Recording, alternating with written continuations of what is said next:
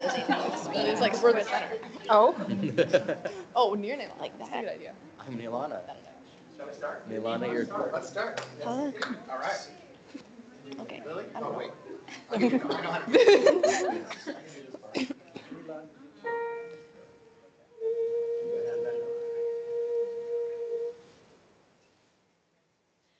Hark how the bells, sweet silver bells, all seem to say, throw cares away. Christmas is here, bringing good cheer to young and old, meek and the bold. Ding dong ding dong, that is their song. Ding trouble ring, all caroling. One seems to hear words of good cheer from everywhere, filling the air. Oh, how they come praising the sun, how happy are their tones. Gaily they ring while people sing songs of good cheer. Christmas is here. Merry, merry, merry, merry Christmas. Merry, merry, merry, merry Christmas. On they send, on without end, their joyful tone to every home. Hark how the bells, sweet silver bells, all seem to say, throw cares away. Christmas is here, bringing good cheer to young and old, meek and the bold. Ding dong ding dong, that is their song. Ding trouble ring, all caroling. One seems to hear words of good cheer from everywhere, filling the air. Oh, how they come praising the sun, how happy are their tones. Gaily they ring while people sing songs of good cheer. Christmas is here.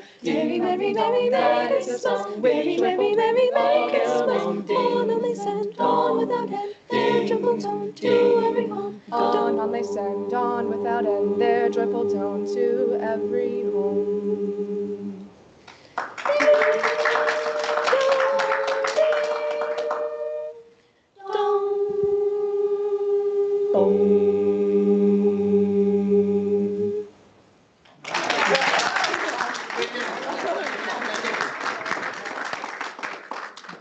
We have our awesome senior accompanist, Lily Schultz, here. We are going to miss her sorely in future years. In fact, we have two senior accompanists. Corey's going to play piano also, which is great because that means I don't have to.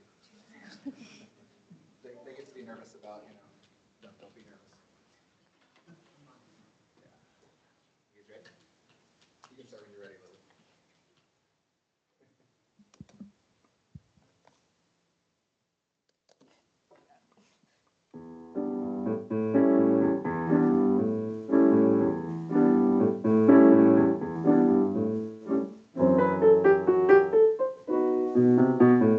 New frost is falling and dusting the trees. Snowflakes are forming and lakes start to freeze. Time to wave goodbye to fall, to fall. Old man winter's come to call. With a cold snap, with a cold snap. North winds are blowing and chilling the air. Chilling the Mufflers and mittens are air. widely aware. Better go and buy, better buy supplies. Now's the time to winterize. For a cold snap, for a cold snap. Blue lips, Red cheeks, stuffed nose, chattering teeth, sore throat, can't speak. shiver, shudder, 'tis the season to be coughing, to be sneezing.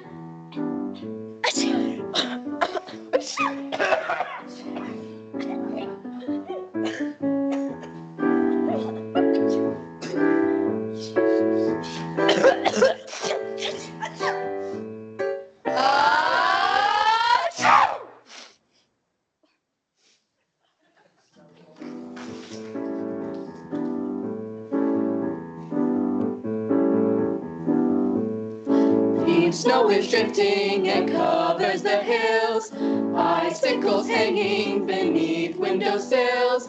Stay inside where it is warm, so warm. Safe from nature's bitter storm. And the cold snap. And the cold snap. And the cold snap.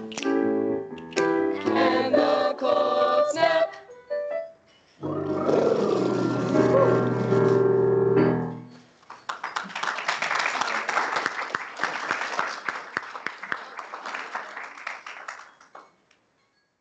Yeah, we got to change up the accompanist here. Got a variety of songs for you. tonight. This is El Rorro, a Mexican lullaby carol. Obviously, that last piece is just kind of silly fun stuff. And then we'll sing a Hanukkah piece, and then it's beginning to look like Christmas. We'll sing that at the end. If that makes any sense, yeah. Go ahead.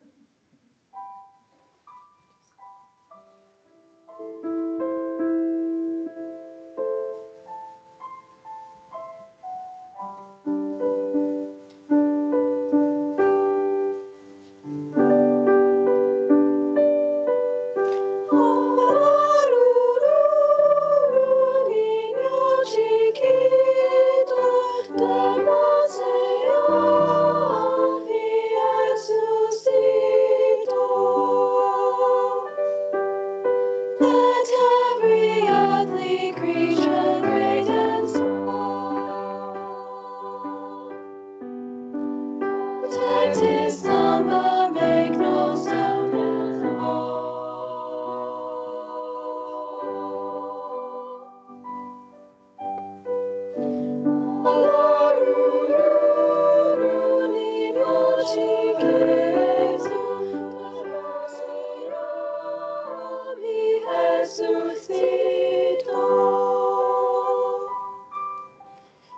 This night of wonder, night of jubilation,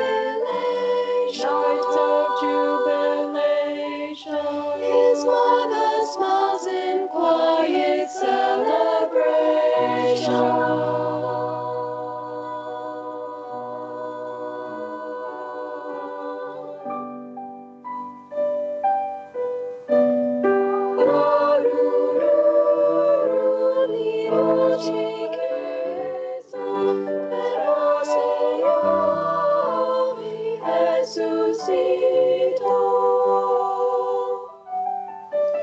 The sweetest chorus of celestial voices, Alleluia, announce His birth as all the earth rejoices, Alleluia.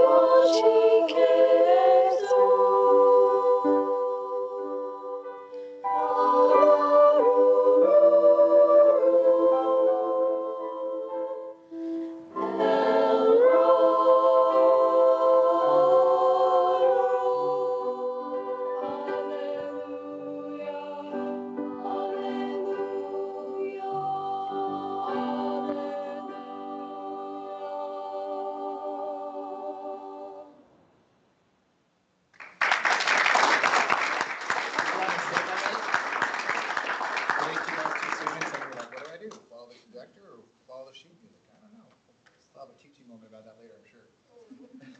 I made a mistake. I cut them off in the wrong spot. Some of them saying what was great, and some of them followed me. So, yeah, what to do when the conductor cuts you off in the wrong spot? It's always a good question. The funny thing is, I wouldn't know it.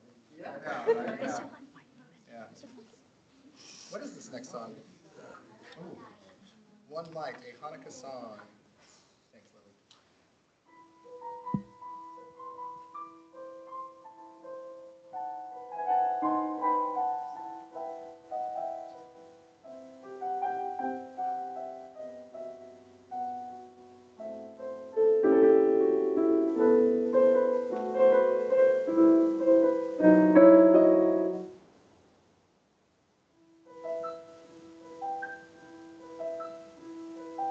One light shines through the night, first of Hanukkah candlelight, sign of things that happened long ago.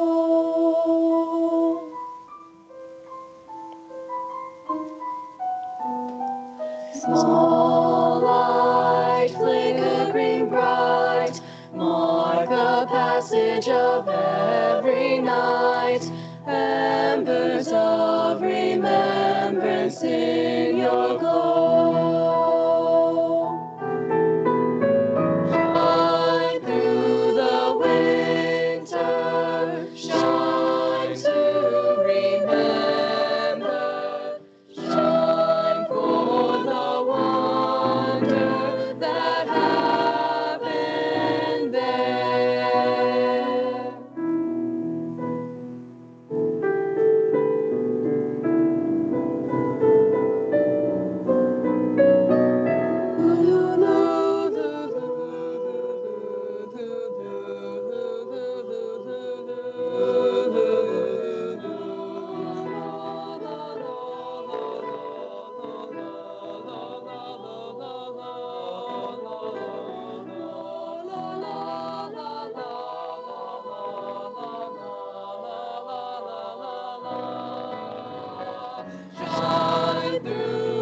the winter, shine to remember, shine for the wonder that happened there.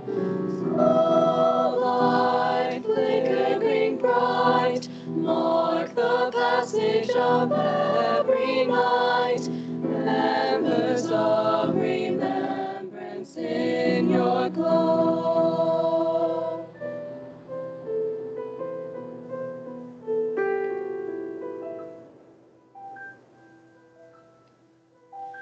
One light shines through the night, first of Hanukkah candlelight, sign of things that happened long ago.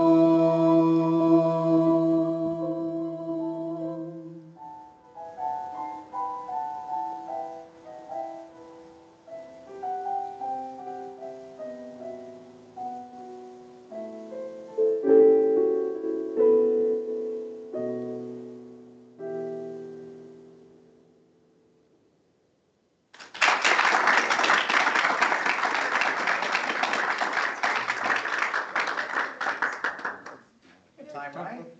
Yeah, we have time. It's beginning to look like Christmas. Shall we? Whenever you're ready, Linda. Thank you. Thanks for having us, everybody. We absolutely look forward to this every year. You can sing all night. Yeah.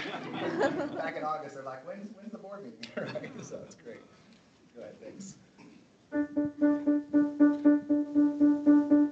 It's beginning. It's beginning. It's beginning. It's beginning to look. It's beginning to It's look. beginning to look. It's beginning to look a lot. It's beginning to look a lot like Christmas.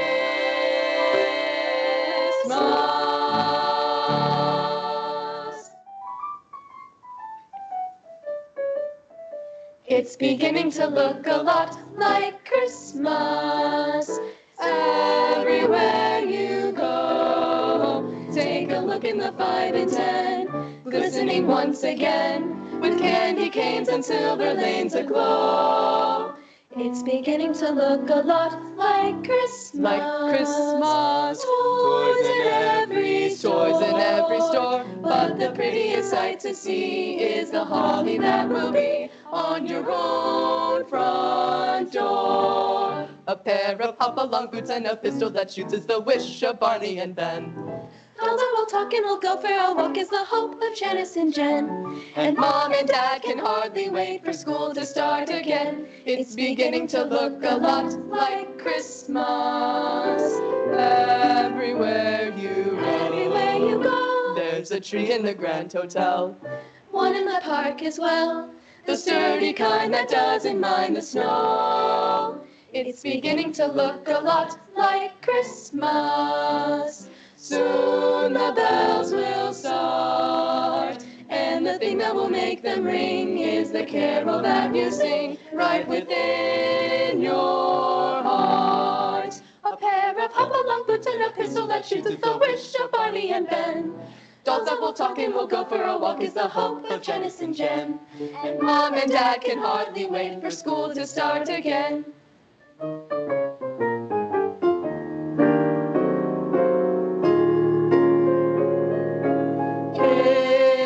It's beginning to look a lot like Christmas. Everywhere you go, there's a tree in the Grand Hotel. One in the park as well. The sturdy kind that doesn't mind the snow. It's beginning to look a lot like Christmas.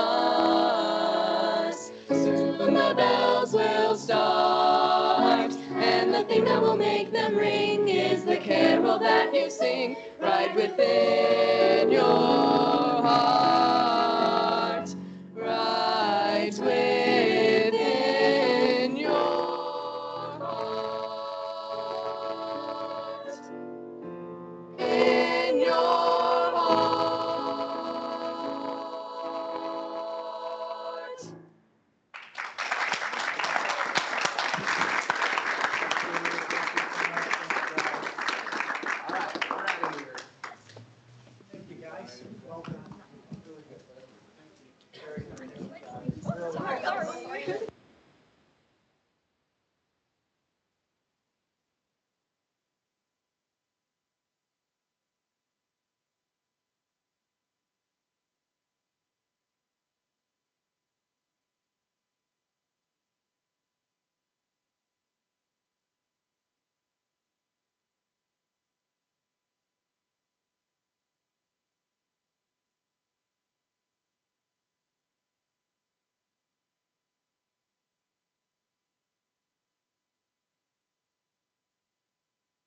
Both weren't working.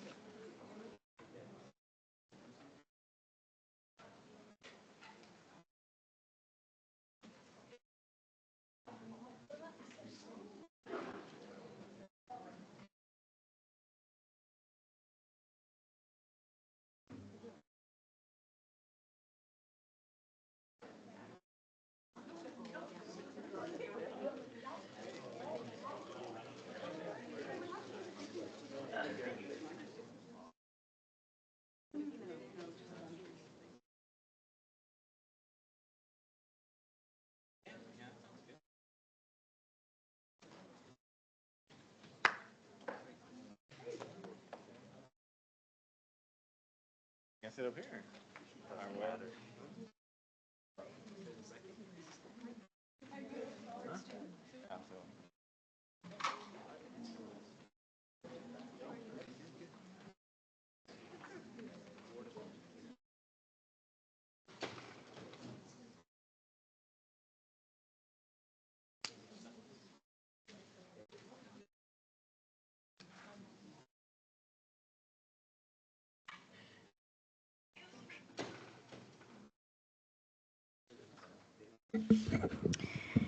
Okay, we're going to call our regular meeting to order in open session at 6:04 p.m. Welcome to the Board of Education meeting of the Escondido Union High School District. Today is Tuesday, December 17th, 2024. Thank you all for being here, and thank you to our San Pasquale performance this evening. That was very lovely.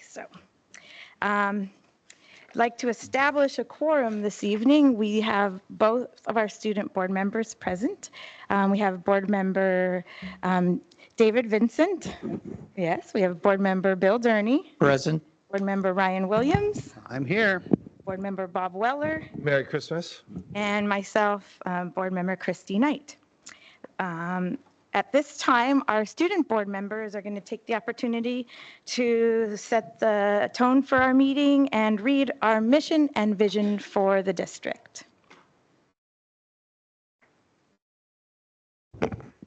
Mission: empowering every student to graduate prepared for college, career, and life through excellence in learning.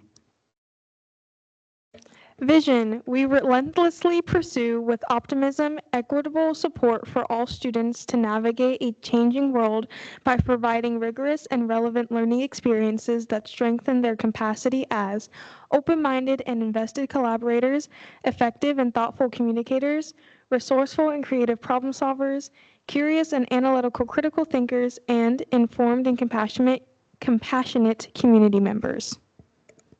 Thank you both very much.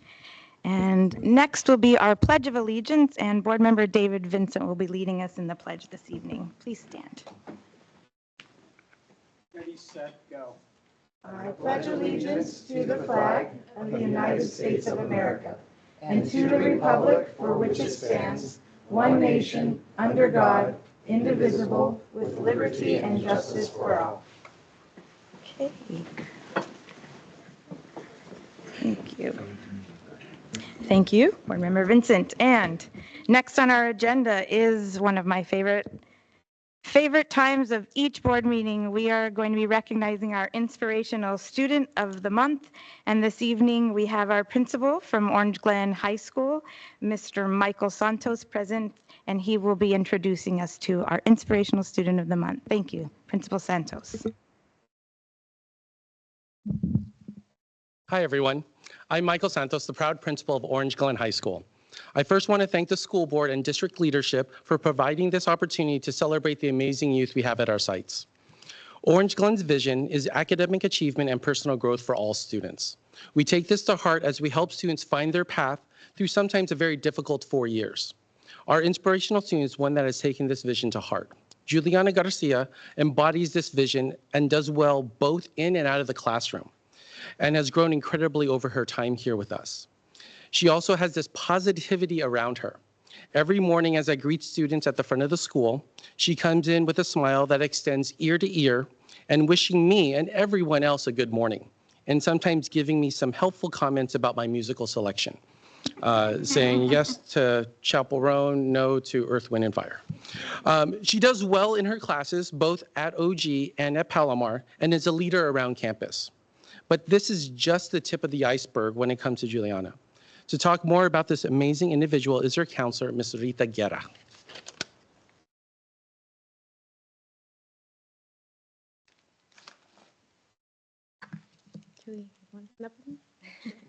All right.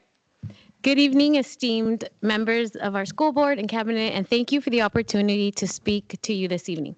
It is my pleasure, my great honor, to present to you our exceptional student of the month, Juliana Garcia, a 12th grader at Middle College at Orange Glen High School. Juliana, or Julie, as we affectionately know her as, has been a student of mine for the past 3.5 years. And in that time, I have witnessed firsthand the extraordinary person she is. Julie is without a doubt an incomparable student, and I cannot think of anyone more deserving of this recognition. Julie's impact extends beyond her academic achievements. She embodies the qualities of leadership, kindness, and selflessness that we hope to instill in all of our students. From the very beginning of her time in Middle College, Julie has consistently demonstrated a deep care for others, never hesitating to step up when someone is in need. I have seen Julie in action, offering support to her peers, teachers, families, and to me as her school counselor. One of the most impressive examples of her selflessness occurred when one of her peers experienced homelessness. Julie swiftly sprang into action, using her resources, her network, and her leadership skills to help this student find a safe place to stay. That level of empathy and responsibility is rare in anyone, let alone in a high school student. Julie learned the spirit of giving and caring from her parents and her family who are here tonight. Some of them are not, and we love them and miss them, but they're in spirit. Their example of selflessness and caring has really shaped Julie into the remarkable young woman that we celebrate today. The Garcia family is a true testament of what community looks like. They have consistently and generously given back to our local community, and Julie is no exception. She is incredibly well connected, not only with the Middle College program, but throughout our entire school. Julie has a pulse on what the needs are, and she takes initiative to make things happen. She's a boss lady. For example, when Julie realized that our first senior graduating class wanted a banquet to commemorate their milestone, she didn't wait for someone else to take charge. She organized, mobilized, and reached out to the community to gather donations to make this event a reality. She wanted to ensure that her classmates, including her older sister Sophia, had a memorable and meaningful celebration of their hard work. Julie's leadership extends even further. Julie co-founded the Middle College Ambassadors Club, a student-driven initiative designed to help fundraise for the program's needs and supports the broader Middle College community. Through this club, Julie has shown her capacity to inspire and lead others, as well as her determination to make sure that all of our Middle College scholars have the resources they need to succeed. But perhaps what strikes me most about Julie is her dedication to helping others succeed, particularly her peers. Julie is consistently offering her assistance to fellow students, whether it's helping them enroll in Palomar College courses, drafting professional emails to professors, or serving as a part of the student parent panels to guide new families through the college experience. She takes great pride in helping first-generation students and their families navigate the complexities of higher education. Through her efforts, Julie has helped break down barriers and open doors for many students who might otherwise feel lost or overwhelmed. Julie inspires me every day. She has a way of making the impossible seem possible, and her optimism and work ethic push me to continue doing this difficult work in education. In a world that often presents challenges, particularly for students of color and low income, Julie shines as a beacon of hope. She takes full advantage of the opportunities provided to her, and in doing so, lifts up those around her. Her unwavering commitment to her peers and community remind me of why we do this work. And I'm sure that she has inspired everyone here today. As we stand here today, I want us to all reflect on the value the students like Julie bring to our schools and our community. The middle college program, which Julie is a vital part of, has been transformative for so many students and their families. It's a program that is a life-changing experience. Thank you for continuing to support programs like Middle College, which provide students with the tools they need to succeed in college and beyond. Julie, I want to take this moment to congratulate you on this well-deserved recognition. Your selfless acts of kindness, your leadership, and your dedication to breaking down barriers for yourself and others are truly inspiring. Please continue to fight the good fight and know that you are destined to create change far beyond our community. The world needs more selfless people like you.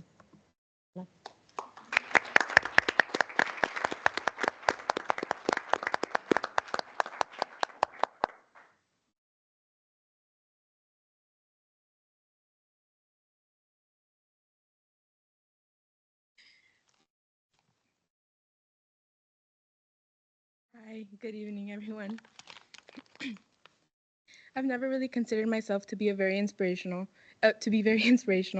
so receiving this award is a big surprise. I've never been the best student with a 4.0 and perfect attendance, but I have tried to be the best person that I can be. Coming from a middle-class family, I've witnessed both my parents work tirelessly to be able to give my siblings and I a bright future, and with all the support and encouragement from Orange Glen and Middle College, I'm happy to say that I think all the work and effort will pay off. A few years ago, I would not have been able to say the same thing. It was a time in my life where I was struggling academically and was making the wrong decisions in life. But with the encouragement of my family, friends, and Middle College, I began to change the way I viewed myself and the world. Programs like Middle College have helped give me a second chance. The change didn't happen overnight, but thinking about the future, and most importantly, my future, made me think of who I want to become and the steps I had to take to make it there. Over the last 4 years, I have been heavily involved in the school and worked closely with my peers and teachers, so it's rewarding to know that my efforts have had a positive impact on others. I'm grateful for my family, the teachers, counselors, and peers who have supported me throughout this journey. Their constant encouragement and guidance have played a huge role in helping me grow and reach goals I thought were out of reach.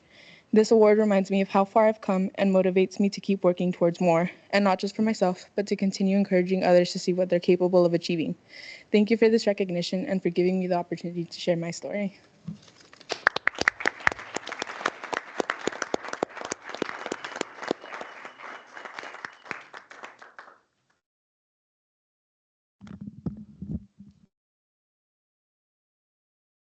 I don't like using the microphone always, but Julie, come up here, please. And they want us to stand on the blue dot here so the people can see us on TV. Congratulations! Wow, those words, Ms. Guerra, were so beautiful. And sometimes the most inspirational people are people who don't realize how inspirational they are. What you shared about Julie is amazing, and as a district, we're so proud of you. But you have skills that we're not able to teach you. These are skills that came from within you, and those are things like emotional intelligence and grit and just an empathy, and those are things that are really hard to teach people, but you have those skills and you're an example. And so by being an incredible example in our community, you're teaching those skills to other people. So we have some plaques here that we want to share with you. So on behalf of the Escondido Union High School District Board of Education, we're honored to present the Inspirational Student Award to Juliana Garcia on December 17, 2024, in recognition of your outstanding accomplishments.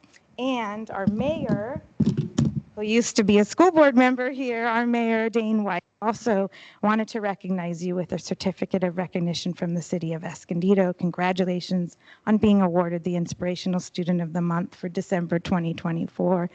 And keep doing the good work, and we're going to just be looking for you in the community, and to your parents for raising a beautiful daughter.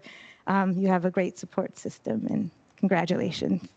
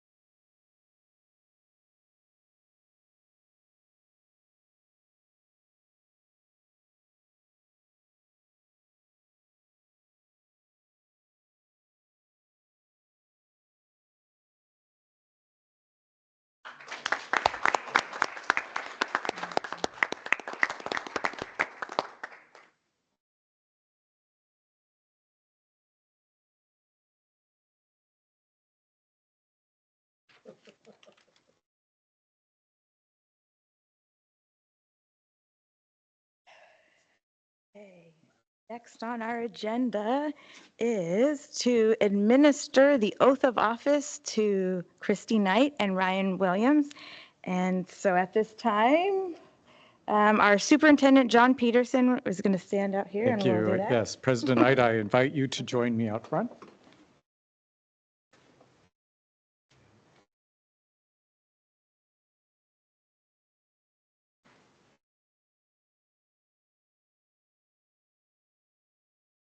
It's my honor to be able to present the certificate of election to you from the County of San Diego Registrar of Voters, indicating that at a general election held on November 5th, 2024, you were elected to the office of Governing Board Member, Trustee Area Number 3.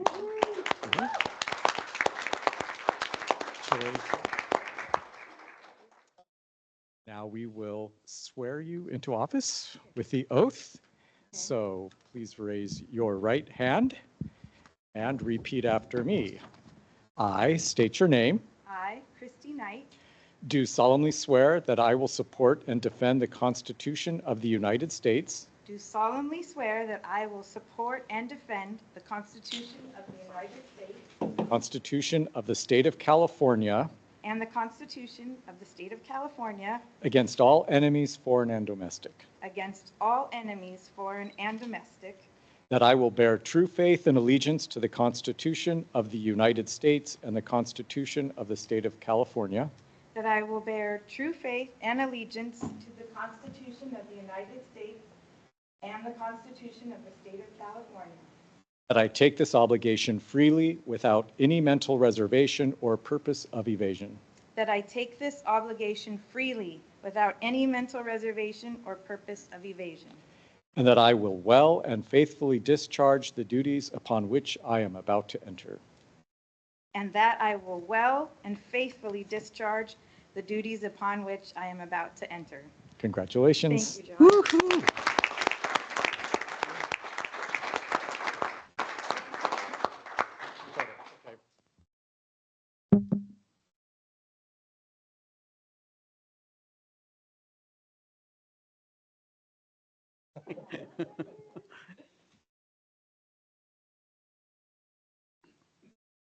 Congratulations. Mr. Williams, you're up.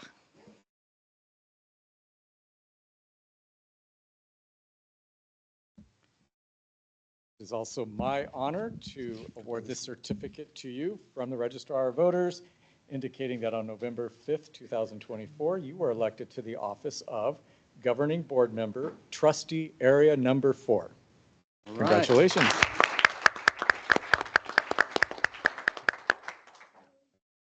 Do the oath of office. Okay. So raise your right hand and repeat after me. I, state your name, I, Ryan Williams, do solemnly swear that I will support and defend the Constitution of the United States do solemnly swear that I will support and defend the Constitution of the United States and the Constitution of the State of California and the Constitution of the State of California against all enemies, foreign and domestic. against all enemies, foreign and domestic. That I will bear true faith and allegiance to the Constitution of the United States and the Constitution of the State of California. And I will bear true faith and allegiance to the Constitution of the United States and the Constitution of the State of California. That I take this obligation freely without any mental reservation or purpose of evasion. That I take this obligation freely without any mental reservation or purpose of evasion. And that I will well and faithfully discharge the duties upon which I am about to enter. And that I will well and faithfully discharge the duties upon which I am about to enter. Congratulations. Thank you.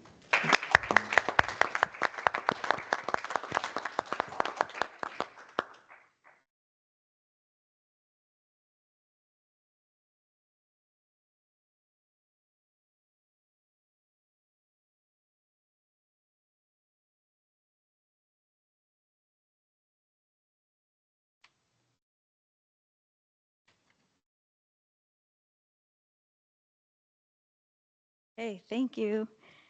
And thank you to the Escondido community for their faith and trust in both myself and Board Member Williams to continue to serve in this capacity on behalf of the students and families in Escondido. So thank you. At this time, we will approve the officers of the governing board for 2025 in accordance with board bylaw BB 9120. And the officers will, it says, be as follows. Bob Weller will be president, Ryan Williams, vice president, Bill Durney, clerk, David Vincent, member, and Christy Knight, member. So with that, I will need a motion to approve the officers of the governing board for 2025. I approve. Okay, we have a motion I'll second. and a second. With that, student board members, how do you vote? Aye. Aye. And fellow board members, how do you vote? Aye. Aye. Aye. Thank you. And so that is approving the officers. With that, we usually play musical chairs. So we will all rotate and I'm going to move down to the end and everybody will move this way. So we'll do that now. John, should I do the little thing about Christy? Next on the agenda. Okay. So take all your stuff. Nope, I'm going to leave that for you. I am going to take that. That's right, I'll take it down to it. Thanks, John. My little present, how exciting.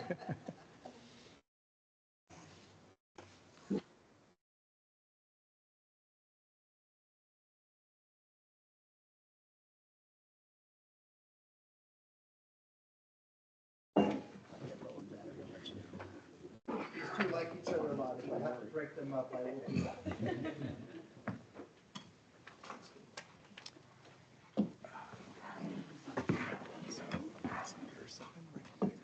Okay. Great.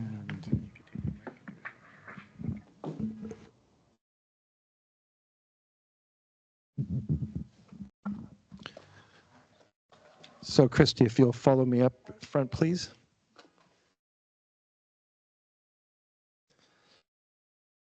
We'll face you guys later, but we'll go this way first. So as my first official act, I am very honored and proud to give you this memento, this token, this plaque, thanking you for your service for this last year. Thank you. Now, John said I had 22 minutes to give a speech about you, but I'm only going to take 30 seconds. But there's nothing I can say, and you know how much you have done for me and this board. And if you cry, I will cry, and that will be bad. But I do want to say your guidance and leadership has been really, really impactful. And I just want to thank you so much for all that. And you're getting a hug. Thank you.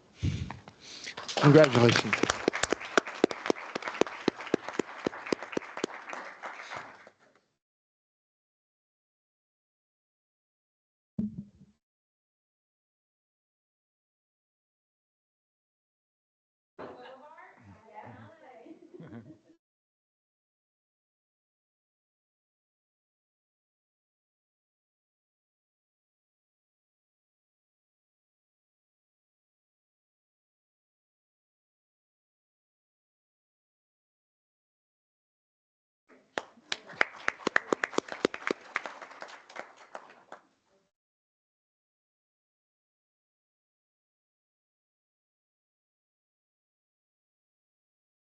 Take a selfie.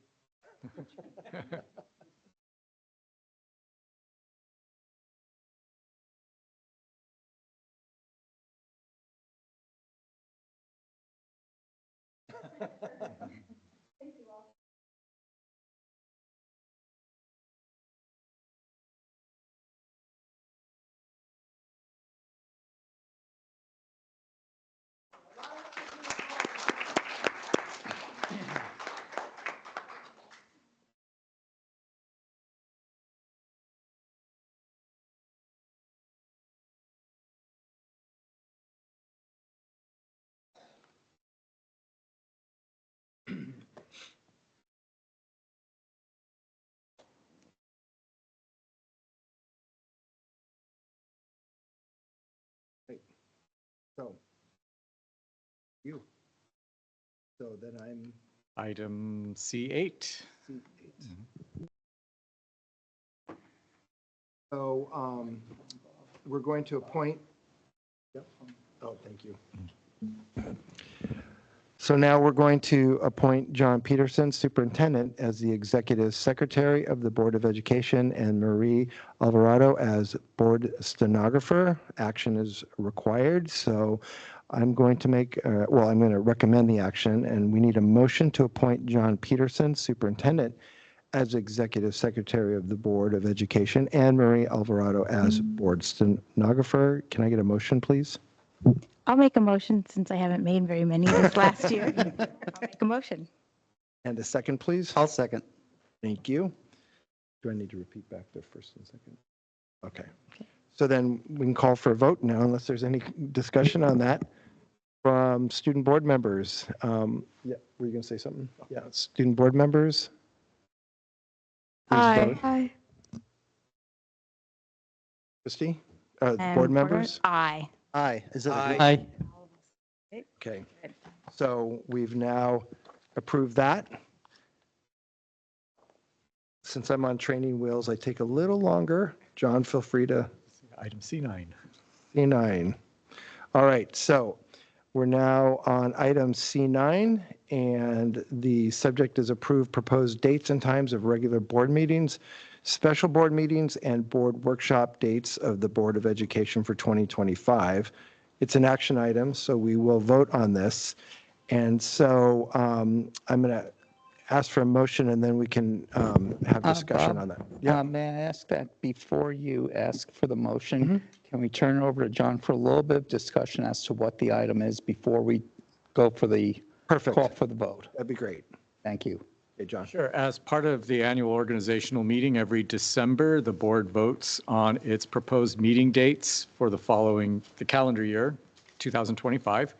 So before you are recommended dates for the regular board meetings, the board workshops, and a special board meeting that we do in June. This is a second read, so you saw these dates. Last month, we made an adjustment according to one board member's needs, moving a board workshop to May 1st. But other than that, all of the dates are what you saw previously. All right, thank you. Any discussion on that? All right, so now I need a motion and a second, please. I'll move to approve. Second. Okay. All right, well, let's vote, and we'll start with the student board members, Aye. and then the board members. Aye. Aye. Aye.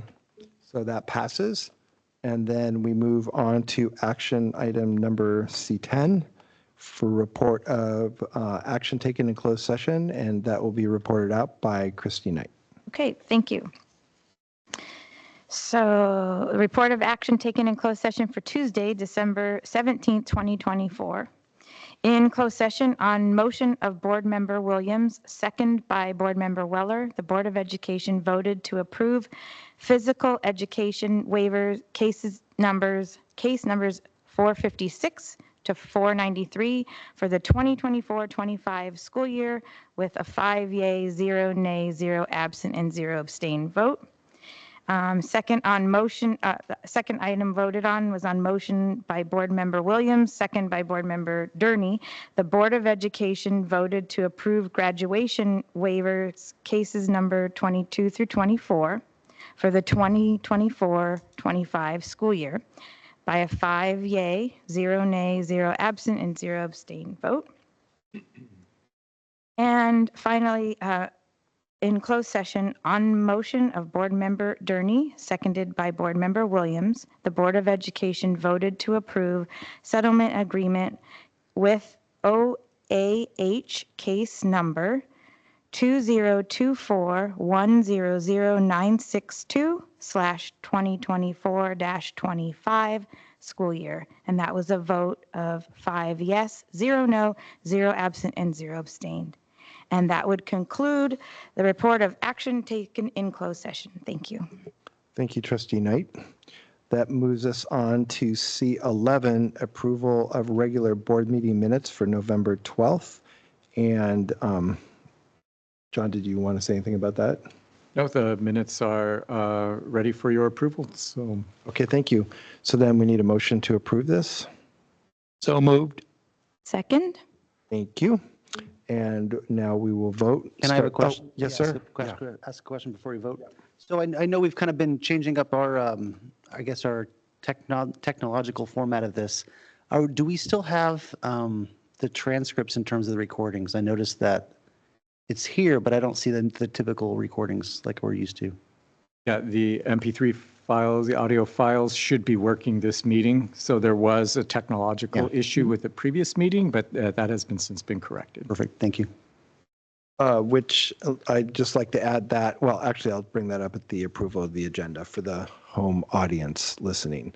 So then we have first and second. So then starting with the student board members, if you could vote, please. Aye. Aye. And then our regular trustees. Aye. Aye. All right, well, that passes. And so now we're on to C12, approve agenda and any additions, deletions, or corrections. There are none.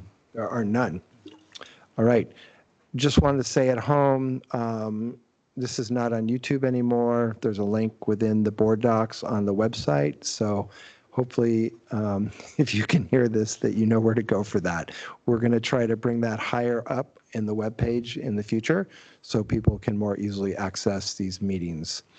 Thank you. I had a hard time finding those, so appreciate you doing that. And you're a doctorate, so I know. You know it's.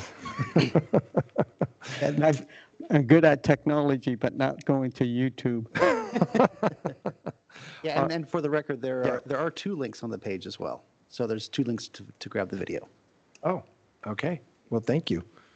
I think we're going to try to get it with a big red arrow pointing at it in the future. So For the doctors like me. yeah, recommended action is I need a motion to approve the agenda for tonight. So moved. Okay, so we have a first and a second, and so I call for the vote. If the student board members would please vote, Aye. and then trustees. Aye. Aye. All right. Smooth sailing so far. Can't Very wait good, till we get Bob. into the meat of this. All right, in regard to item number C13, approval of consent calendar, items on the agenda marked with an asterisk are going to be considered consent. I will read those in a second, but before I do, was there anything that you wanted to say, Mr. Superintendent? No, these items on the consent calendar are considered routine, so we approve them all with a single motion. All right. So before I call for a motion, the items that we are going to put under consent tonight are educational services, item F1, human resources, G1, G2, G3, and business services, H1, H2, H3, H4, H5, H6, H7, and H8.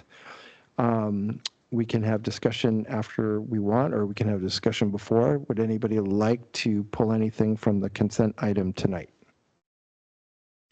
All shaking heads. All right. So then we need a motion to approve the consent calendar tonight. I will move to approve. Second. Thank you, gentlemen. So we have our first and a second. So we'll call for the vote, starting with the student board members Aye. and with the trustees. Aye. All right. So that's unanimous. So then we can continue on, and we now move into section D, recognition and presentation, and it will be led by John Peterson for student and staff recognition. Thank you and good evening. It's my pleasure to recognize students and staff for their achievements this month. First of all, with regard to students, the Escondido Chamber of Commerce recently celebrated students selected as their school's rising stars. Congratulations to Alex Cross from Del Lago Academy, Xander Bennett from Escondido High School, Leslie Bahena from Orange Glen High School, Juan Garcia from San Pascual High School, and Jocelyn Linares Aguilar from Valley High School.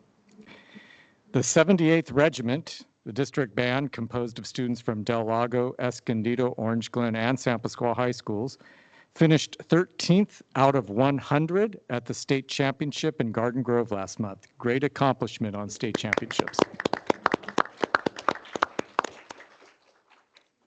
The school district partnered with the Escondido Creek Conservancy, and through their National Oceanographic and Atmospheric Association grant, students from Escondido High School, Orange Glen High School, and San Pascual High School visited the Mountain Meadow Preserve.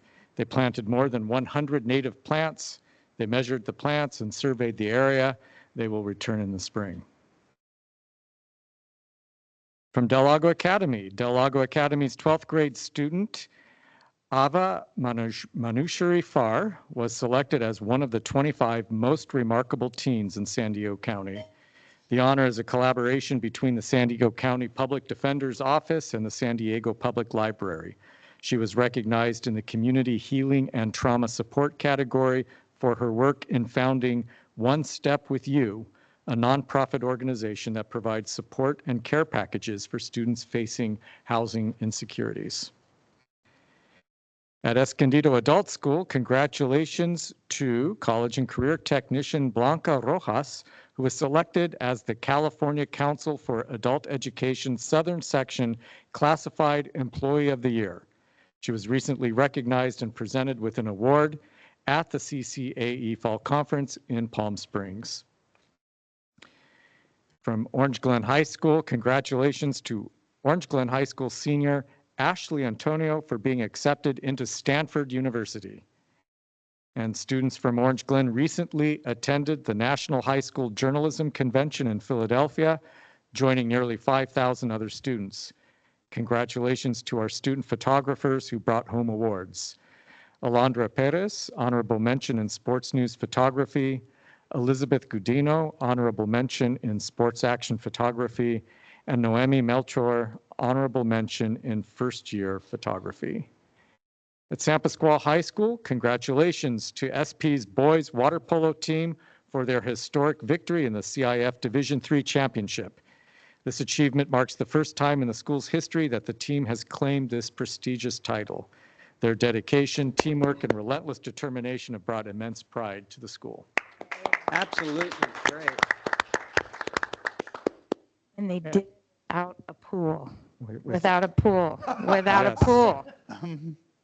And competing against So people know what along that- the way who did have an appropriate pool to practice in. There we go. Where's our pool, Dane? Finally, from Valley High School, congratulations to Ariana Mendez, Natalie De La Rosa, and Aiden Emmerich for completing all their graduation requirements this early in the year. Thank you. That completes my report. Thank you, Mr. Superintendent. All right, that takes us down to item number D2, Student Board Member Report by Candace and Alondra. So who would like to go first? I can go first, but Okay. it's Cadence. Cadence, I know. Yes, at that community party the other night, you were like, cadence, like you're walking. Yes. Thank you for that correction. Okay. Hello, members of the board, faculty, and everyone in attendance. I'm delighted to share the exciting events and accomplishments happening across our school. And let's start off with my favorite school, San Pasqual High School. On the week of November 18th, SP hosted a week of service where various clubs engaged of acts of kindness around the campus.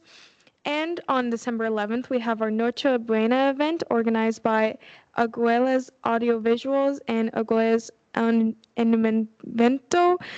This is the third annual event celebrating Kilosichi with workshops and art exhibits. On December 13th, we held Senior Sunrise. Our drama class hosted a Christmas carol held on Thursday, December 5th at 4 and 7 p.m. and on Friday on 7. There was a holiday concert on December 9th at 7:30 held at the Center of the Arts, hosting the dance team, band, mariachi, choir, ballet folklorico, and our color guard. And then we also have our winter dance concert on December 12th at 7, featuring all of the dance classes. Congratulations to varsity football.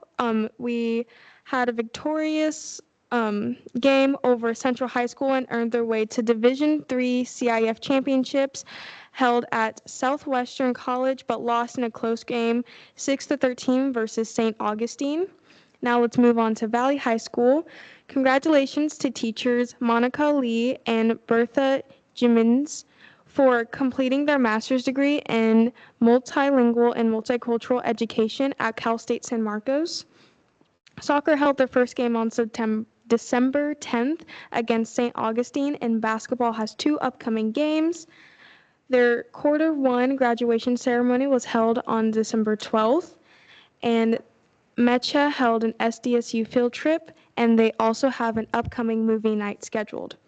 Finally, we have Orange Glen, where they had a gratitude wall in November for students and staff to share what they were grateful for, a season of service where they launched a food drive and hygiene kit drive to support interfaith and their broader community. They visited Springs Retirement Community on December 14th, organized by students to celebrate the holidays with senior citizens.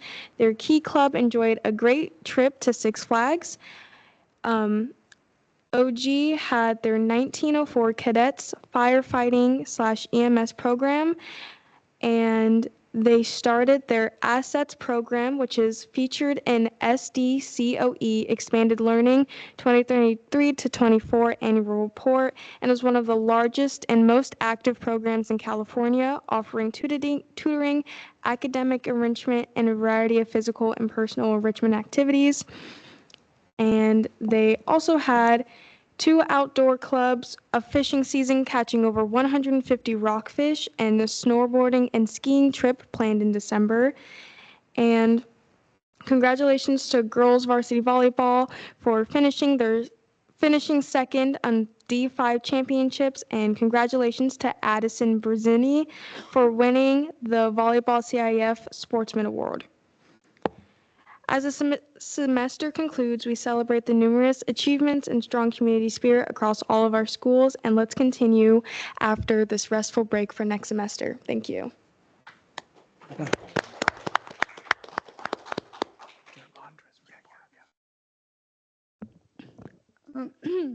Good afternoon, members of the board and everyone else joining us today. Today I will be reporting on recent events that happened or will be happening at Del Lago Academy, Escondido High School, and Escondido Adult School.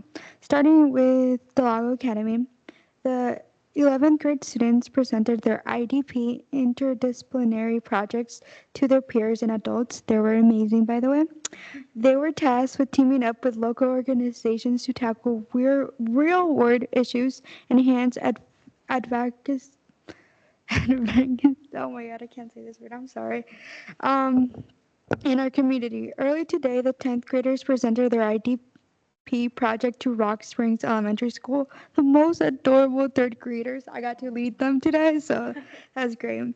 The Lagos DECA chapter received a 1,000 donation from the After 5 Rotary Club of Escondido.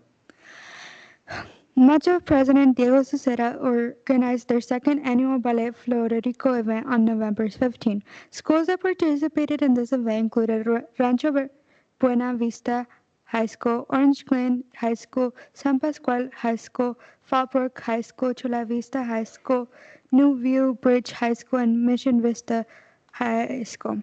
This event was sold out with more than 320 tickets sold. They made over 1,600 in ticket sales, and at the event they also sold some food. On December 12th, the DLA's boys soccer team had a game against Escondido Charter. It was a rowdy crowd, and the theme was "Brr, It's Cold. Wear your comfy and cozy clothes." On the 18th, they will have a Dares fundraiser where students can pay to do dares to DLA's. DLA stand members and ASB cabinets. Things include an ice bucket, pie in the face, and more, which I'm going to be participating. No, I mean, like, I'm going to pie one of my teachers. So, the boys basketball team has won 5 of their games out of 6 they've played. Moving on into Escondido High School. The Escondido High School drama department put together a great play, Ocean and Jungles. They also hosted Lincoln Elementary students to come watch the play on November 14, 2024. They had a great time. There were 31 students who exceeded standards on the CASP test, in both math and ELA. This is 14 students more than last year. In addition, they had 52 students met or exceeded in both math and ELA. The members doubled from last year. They received prizes as planned tickets for their efforts. Congratulations to Mr. Jared Meek and Ms. Seta Castro, who were named Staff of the Month for the month of November. Thank you, Mr. Rayburn, Ms. Ford, oh my God, I'm sorry for mispronouncing your name, Ms. Hurst, and the Escondido High School FFA for hosting the Escondido High School annual Winter Wonderland event on December 14, 2024. This event it's for the entire community to enjoy. The week of December 9th to the 13th, they had a Winter Spirit Week. And that Friday, they had a gingerbread making contest. Going on to Escondido Adult School, they welcomed their new data coordinator, Nathaniel Stowell, to the Escondido Adult School and the ETSN team. And that's the end of my report. Thank you. Thank you, ladies, for your reports. 2 things that I did notice that I want to bring up. I would like to have a cozy close board meeting one month, and that they caught 150 rockfish. You don't even know when they're on the line, but they are very good to eat. So I just want to highlight your guys' notes. All right, so next we have our presentation by Principal Michael Santos from Orange Glen. As much as we'd love the audience to stay, you are excused if you want, and we appreciate you being here so far. It's always nice when you're here. So Principal Santos, I hand the mic over to you, sir.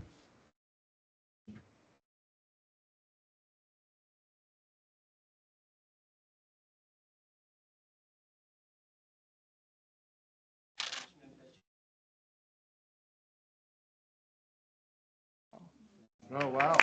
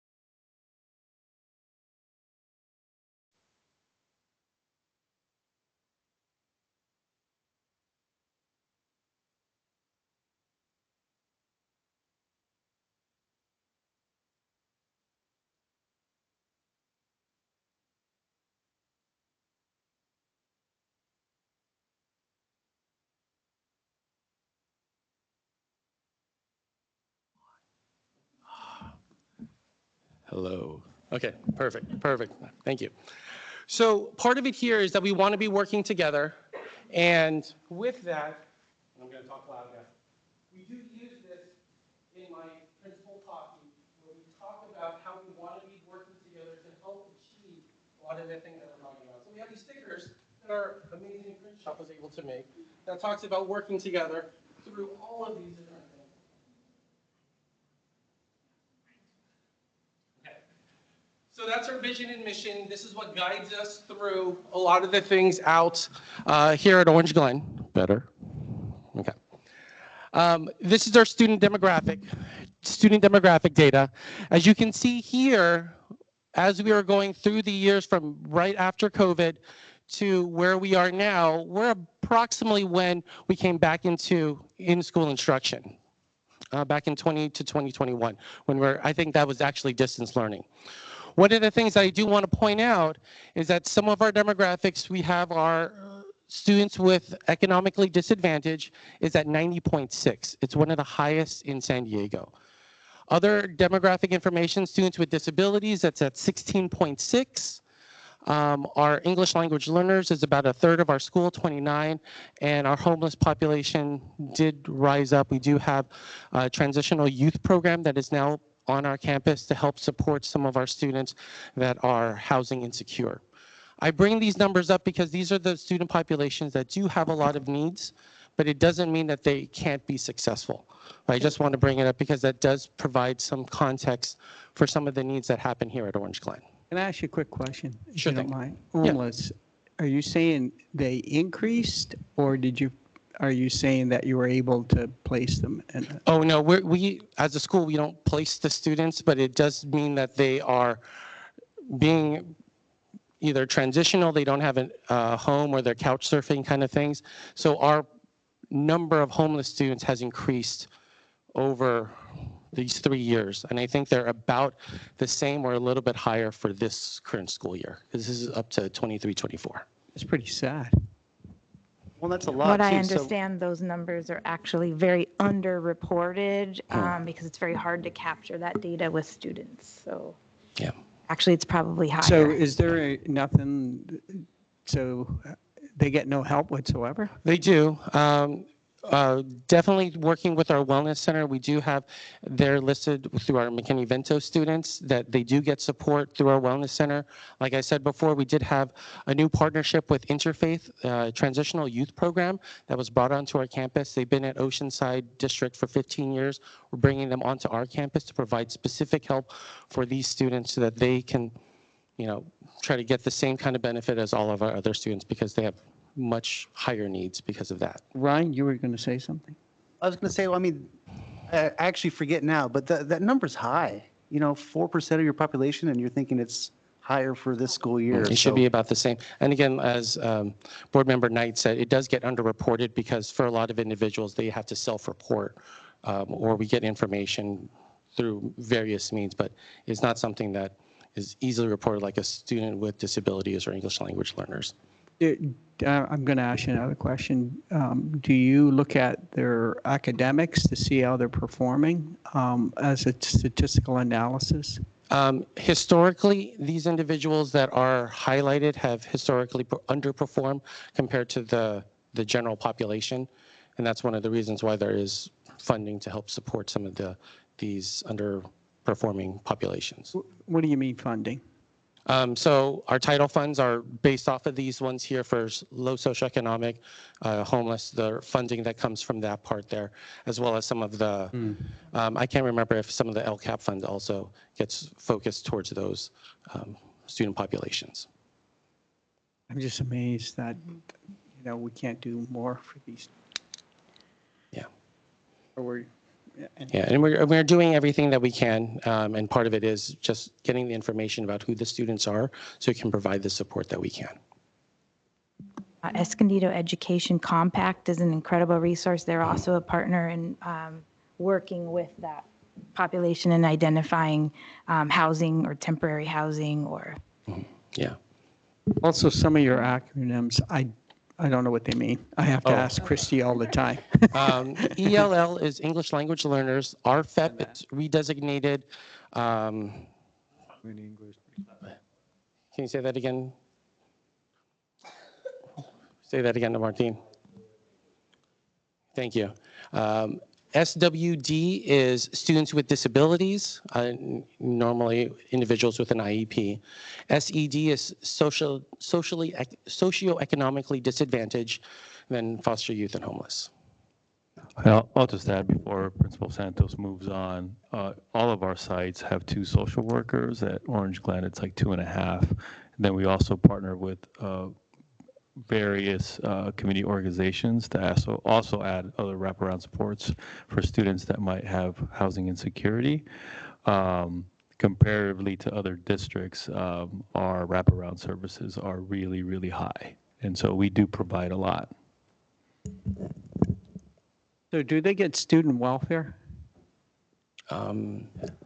That's protected information. It's case by case, but generally speaking, if they're McKinney-Vento or they're foster youth or they're homeless, they get a lot of services.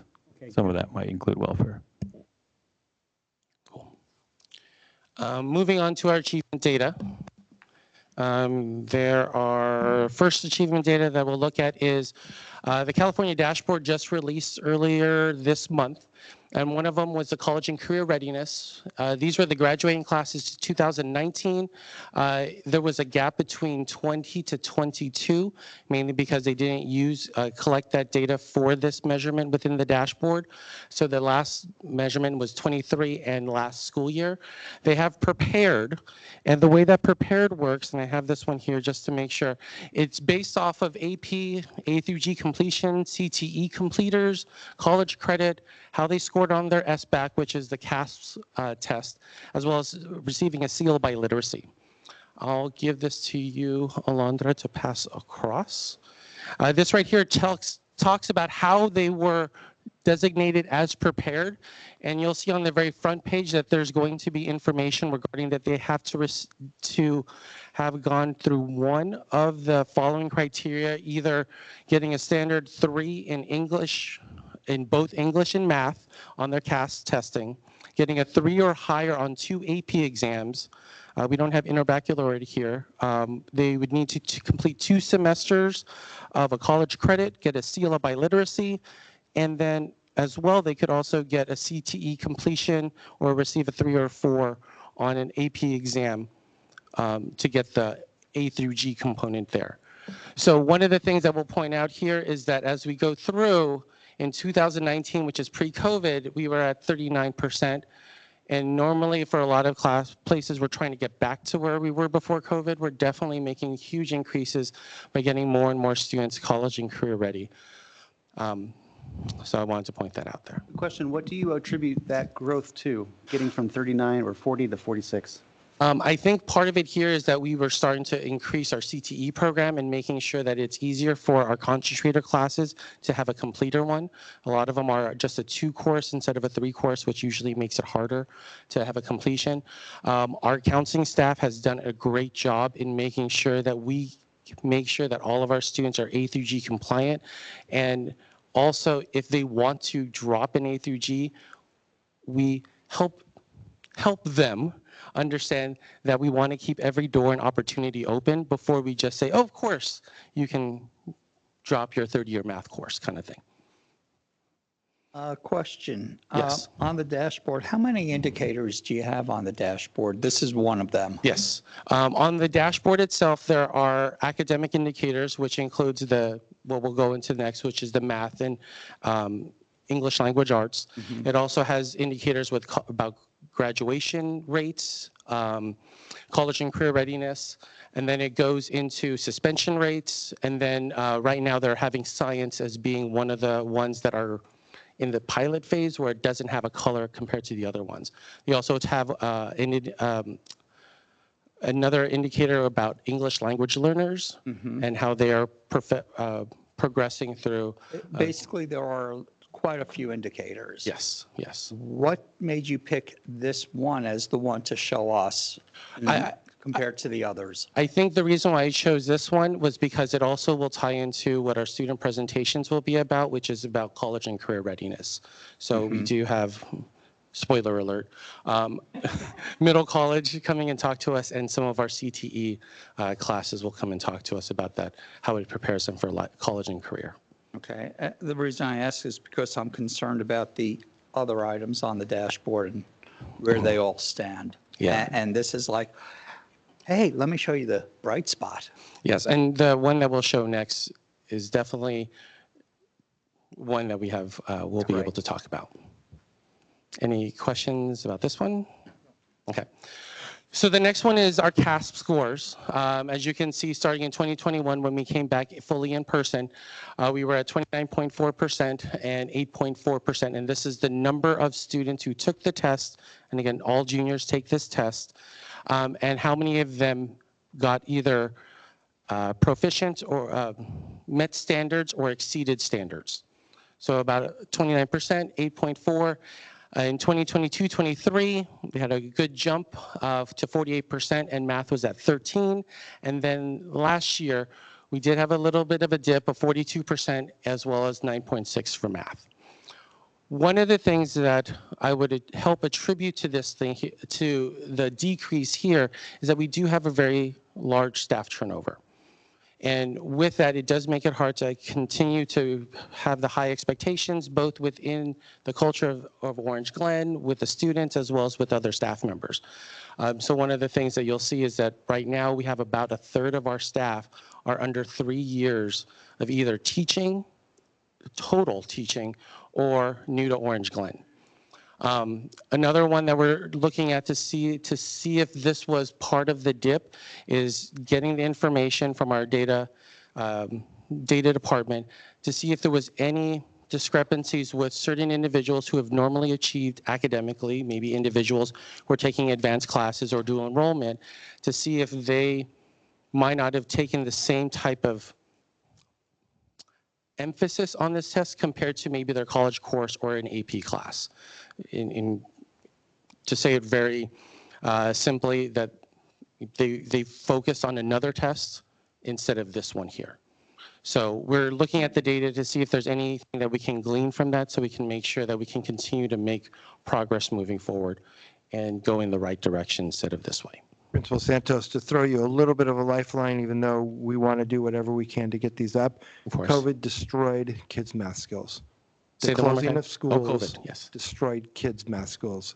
Across the country, in every school, it has been a very hard recovery. And so, I know that we will work hard to help provide, because 9% of the students at math grade level, I mean, might as well be zero. Statistically speaking, California is really high. California is really high. More detail, please. Yeah, you said that the reason is because of COVID and the lockdown, but in California, we had an extended lockdown, which had a much more devastating impact on the educational system than that. I just wanted to ask a question. You said because of 2023, 2024, there's an issue with turnover. Can you explain that a little bit more? So in these 2 years, last year we had approximately 18 teachers that were in the temporary probationary component. This year, we're now up to, I would say by second semester, 30. So it's approximately a third of the Orange Glen staff are going to be new to either Orange Glen or new to the teaching profession. So part of it is working with them, trying to work with them to help continue build their skills as a professional, but then also with the high expectations of engagement, participation, as well as using data, especially assessment, to make sure that we can continue to move forward in helping our students learn the material and be able to demonstrate their learning as well. That's pretty large, 30%, and that's a lot of training going on there. Mm-hmm. And we definitely use the RISE program that is there for the induction program for all of our new teachers. Even some teachers, we had a teacher who came from Utah who's a 7th-year teacher who did the first year of the RISE program. All of those are extra supports that are not evaluative, that provides the support as well as an action plan for them to be working on while they are either learning the profession or trying to make sure that they build the culture within here at Orange Glen. Dr. Cassis, is this the same with all our other high schools? I'll jump in on this one as human resources. Okay. Sorry, wrong Thanks. seat. Wrong person, but you're really eager to get it. Orange Glen is definitely probably our school with the highest turnover, highest number of new teachers and staff. Other schools are much more stable. Is there something we can attribute that to? I think there's a lot of factors. As I think of a couple folks that were with teachers that were with us last year, not with us this year, several of them have just taken employment closer to home, commuting from Orange County. But there's many factors beyond that. I've been wanting to add something to what who said it? Was it Bob Weller said something about how COVID the math skills.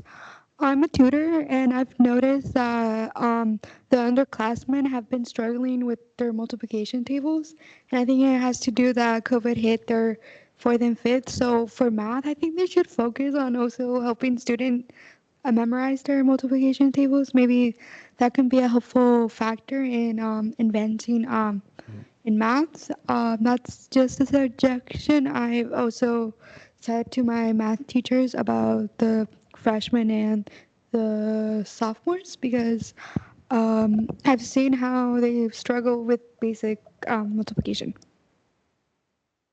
You bring up a good point. Grade 9 is a very important part of the education of a child when they move from their elementary school on through. If they're not properly trained when they get in grade 9, it's statistically proven that they're going to have a much more difficult time for the next 4 years. So not to keep beating the dead horse here. So you mentioned, going back to the 30% of turnover and new staff. You know, some can look at that as, okay, that's a struggle for us now, but you could also see that as an opportunity, right, to start from scratch and set, you know, as a leader of the school, to set a precedent that that meets your goals in terms of where the school's going. So can you elaborate a little bit in terms of kind of what you're doing to reset things? So I definitely do believe it is an opportunity. One of the things that I've made it a point, and my administrative team has wanted me not to do it, but for every single one of these teachers, I am evaluating them. I'm the one who's having conversations with them. I am the one who's going into the classroom and setting those high expectations about what's expected so that we can do our best for our students. I know you can't do anything about this. However, sadly, in California, from what I understand, and Dr. Casas, this one probably is to you, is that, and if maybe Mr. Peterson here, but if students, let's say they are at those levels in math where they are at failing in Ds, we still promote them to the next grade, don't we? The answer is actually no, because if they're not passing a second year level of math. For us, that's math 2. They don't graduate, and you as a board just approved a third year of math, which would be math 3.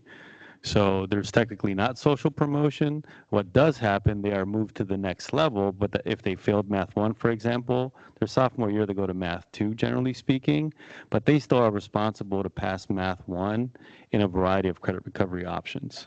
But the credit is not awarded, and they could technically not graduate. I don't know if you can give me a number, and I know this is just on the spot, so if you don't have it, it's okay. But at Orange Glen, do you know what % are not passing math in 9th grade, math 1? We could get that data for you. I don't have it off the top of my head, but okay. Yeah, it'd be good to know. Yep. Thank you. Cool. Any other questions? So some of the things that we're addressing to help increase both these test scores as well as overall learning and academic achievement for our students is starting last year, we're starting to have a classroom focus. So these are kind of the things, and we're continuing to roll this out with our staff, these are the kind of things that we want to see, SEE, in the classroom. A sense of belonging. So this is where students want to be in the classroom. As I can remember when I graduated from Morse High School back in the day, if I didn't like being in the classroom, it was much harder for me to learn. So we want to try to help build this culture where students want to be in the classroom. It feels like a classroom family where they're all working the same way for that goal of learning that content, that subject. Expected learning outcomes and goals. These are things where as the student goes in there, it'd be great for them to know what's expected of them at the end of that lesson. Very similar to when I was in the classroom, I would have my expected learning outcomes, I called it home enrichment, and I would tell them, if you know these things in biology, if you know all the 4 phases of mitosis, you're good for the day, because that's exactly what I want you to learn for that day. And we want to make sure that our students know as they go into the classroom, they know what's expected of them for that day for that learning. And then the last one is engagement. Engagement bell to bell, making sure that the activities that are done in the classroom are connected directly to the expected learning goals, but then also are engaging, interesting, as well as relevant to the students' lives that allows them to continually be there with the teacher so they can learn that information. So these are things that we're rolling with our staff to make sure that we can have more of a consistent basis within the classroom so that the students are, if they're engaged, they know what's expected of them, and they feel like they belong, we're going to be able to see much higher just learning and then be able to demonstrate that on tests like the CASP as well as any other test they take. Along with that, there's other improvement things that we've already been implementing and putting into practice this year. Over the summer, I worked with some of our math teachers to create common pacing guides. This is something that hasn't been in place at Orange Glen, at least when I was there, or a little bit before I was there. So these common pacing guides were done by multiple math teachers over the summer that made pacing guides for math 1, 2, 3, and 4. So that allowed them to have every single teacher in there is doing things around the same time, which is a great way for them to have conversations, talk about how the students are doing, compare the data that they get from summative and formative tests so that we can continue to build our best practices so that it's better for students. Along with that, as Alondra was saying about multiplication skills and some of the foundational things, we also started to use a program called Delta Math. This Delta Math is a program that works on foundational skills within the actual program. One of the things that we've noticed with our students, they don't have some of the skills, either basic algebra or multiplication, but they still need to be able to do the Math 1 skill or to do a matrices in Math 2. Those are very basic skills for multiplication, addition, and those things. But if they don't have that, it's going to be hard to do a matrix. So within the pacing guide, there are Delta Math activities that the students can do that builds those foundational skills that allows them to do the Math 1 topic, the Math 2 topic. So we're trying to help build the foundation while still progressing forward so they can still have all that information and still be successful in it. We've been integrating math nights that allows for students to both, it's kind of a deeper learning where they're using the math that they did and doing it in real world applications, but then doing it in a way where they present it. So they have to know it well because they have to present it. So we did it with our Math 1, I think December 5th. We did it with all of our Math 1 students throughout all of Orange Glen. So we did it in our new gym, and we had over 500 people in our new gym for our students to talk about math. So that's going to be one thing that we're going to use so we can help make sure that there's a deeper learning. It's not just, oh yeah, I can do this here, but they have to really know it so they can present it to both to their teachers, to their parents, as well as to the other individuals that are at that night.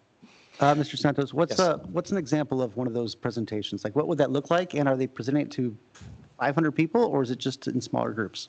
So the way that we did for Math Night was that they were creating a race, and they had to use the line intercept form, y equals mx plus b, and then creating that with a randomization to figure out which of these animals would win a race. And then they would have to explain it. They used creativity, making a kind of like a science fair board. So the way that we set it up was there's rows going back and forth, and it felt like a science fair, where as I went through, both parents, students, they are going and they say, come here. And then they start explaining their board and then going from there. In the spring, we'll be doing probability, where they're going to be creating probability games, and then we're going to be doing that, and that's going to be with more of the math classes. So that's going to be an outdoor event, I believe in May. And that's going to be where they're going to be creating probability games that they're going to be playing with the individuals that come to their table. So it allows them to really dig down and understand the probability so that they can create the games with it. Can we join you on that? I'd like to see that. Yes, I will make sure that you get an invite, and I'll give you a pretty much a map of where everything will be. It'll For be great. probability, how would that look like? Like, what are they going to create? So usually they create some type of game. If you picture a lot of games, they use number cubes to do some of the things. So they create their own games using some of the statistical things that they've learned from permutations, combinations, and things like that to demonstrate their learning of those probability parts. Yeah, I had a similar thing at the Lago as a freshman. I remember creating a probability game. So You should come on over and you could judge us. yeah. Well, I do like judging, so. All right. I think it helped you a lot. You're tutoring now. So again, one of the things that we're doing is that our PLCs are professional learning communities. They are one of the things that are consistent throughout the entire year. Pretty much every Monday,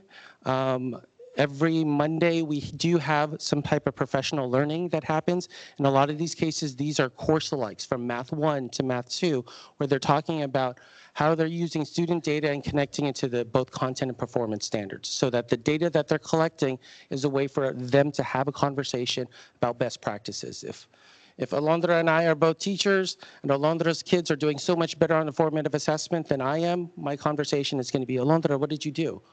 How did you get your students to learn it a lot better than my students, so that I can also build those practices into my own classroom?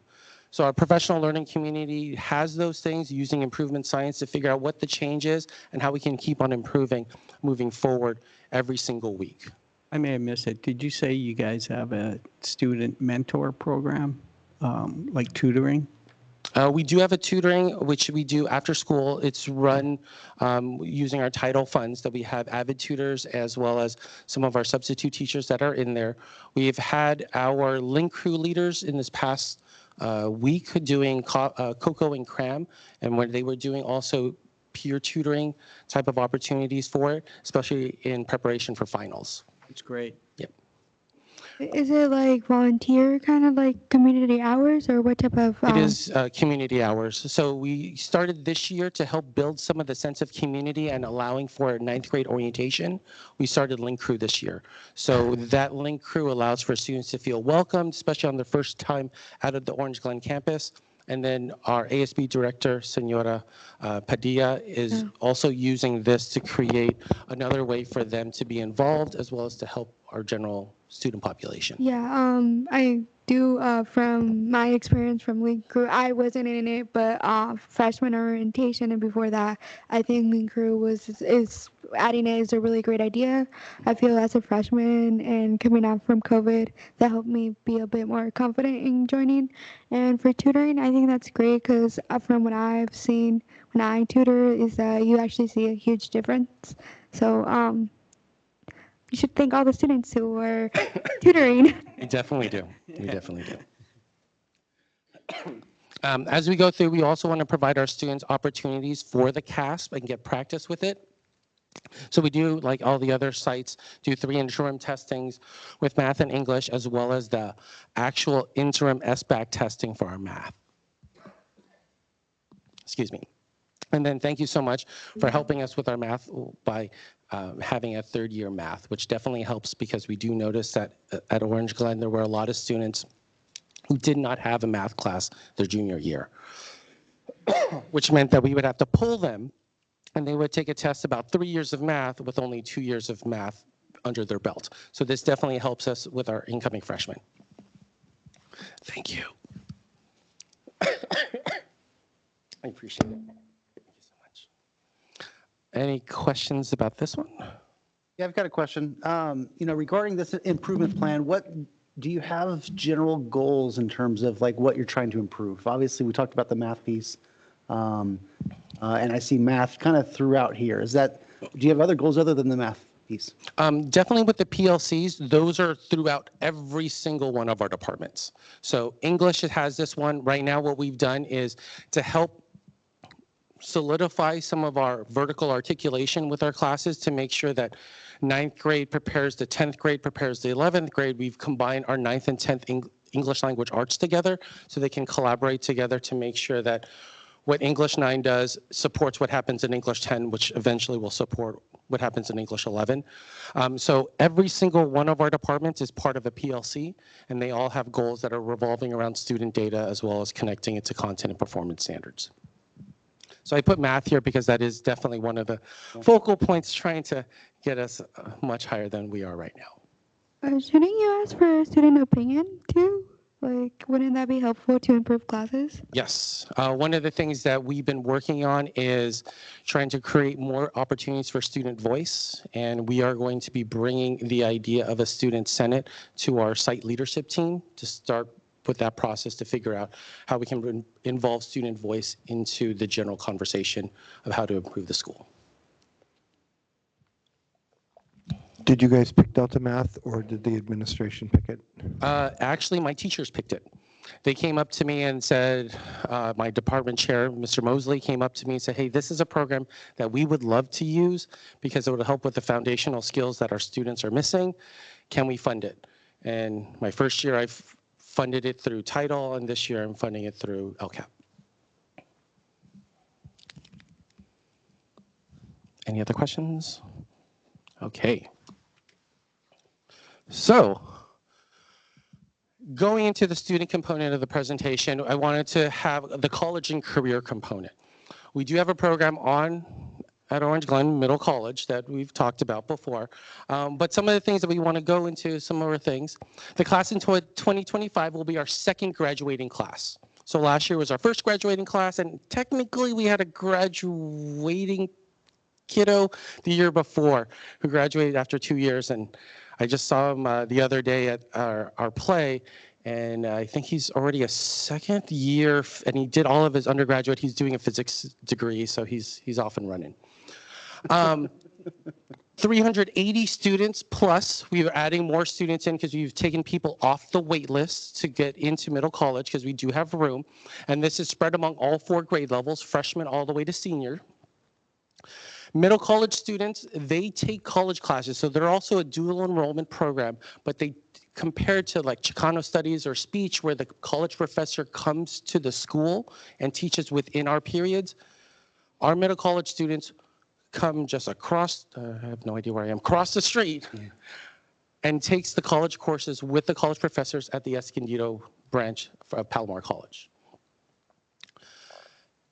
And part of the program is that at least 1 college course per semester they will take starting their freshman year.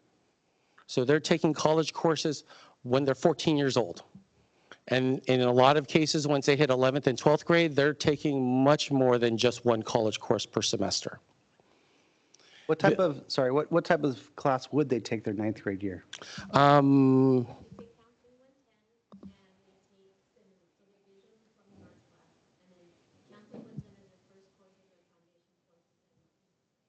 sorry, you said counseling? Okay. So it's really good because then it provides them a slow build instead of like, you're taking calculus. Yeah, exactly. So it's a nice slow build to get them to that point. One of the things that's really important to point out is that we're able to disaggregate how our students did compared to other districts and even other schools. 81.1% of our middle college students passed their college course with a C or better, which is higher than districts like in Poway or in Vista, which are about half that amount. So this is definitely, we're providing the experience, the opportunity, as well as success for individuals to get those college credits early on, which provides them a great opportunity when they do go to college that they're already well ahead in the game. They can also earn their associate's degree. Last year we had 7 that were on track and did earn their AA. This year, in talking with the assistant principal who oversees the middle college, we're actually on track to have even more. I don't have the exact number, but it's much higher. And then the IGETC, which is the intersegmental general education transfer curriculum, which is with the UCs, meaning that if you take a certain number of college courses, you will bypass your freshman and sophomore year when you transfer to a UC. So, and we have students who also get the IGETC certification, which allows them to go directly into their junior year at a UC. I just had a quick question. Who pays for their books? Like, are the students paying for their textbooks? No, everything is covered within the school, so all of that is covered through LCAP. So is it a requirement to take a college class? Say one more time. Is it a requirement to take it? If you're in middle college, yes, it is. Oh, okay. So I thought like everyone at Orange Glen does it. We want them to. Yeah. But yes, Yeah. for middle college, you are required to take a college course. If you're not in middle college, we do have opportunities for dual enrollment, like taking Chicano studies, speech, and then we're looking at other opportunities to add more dual enrollment classes on the Orange Glen campus as well. What's AA? Associate's degree, associates. What does that mean? It's a 2-year degree, usually okay. coming from a community college. Okay, okay. That's what I was wondering. Thank you. I just have one more question. Thanks. How do they have to fill in like their K through 12 form every single time they go for a course, or is it just like an agreement? Is it like how it is taking a college course at other schools, or is middle college like a completely different process?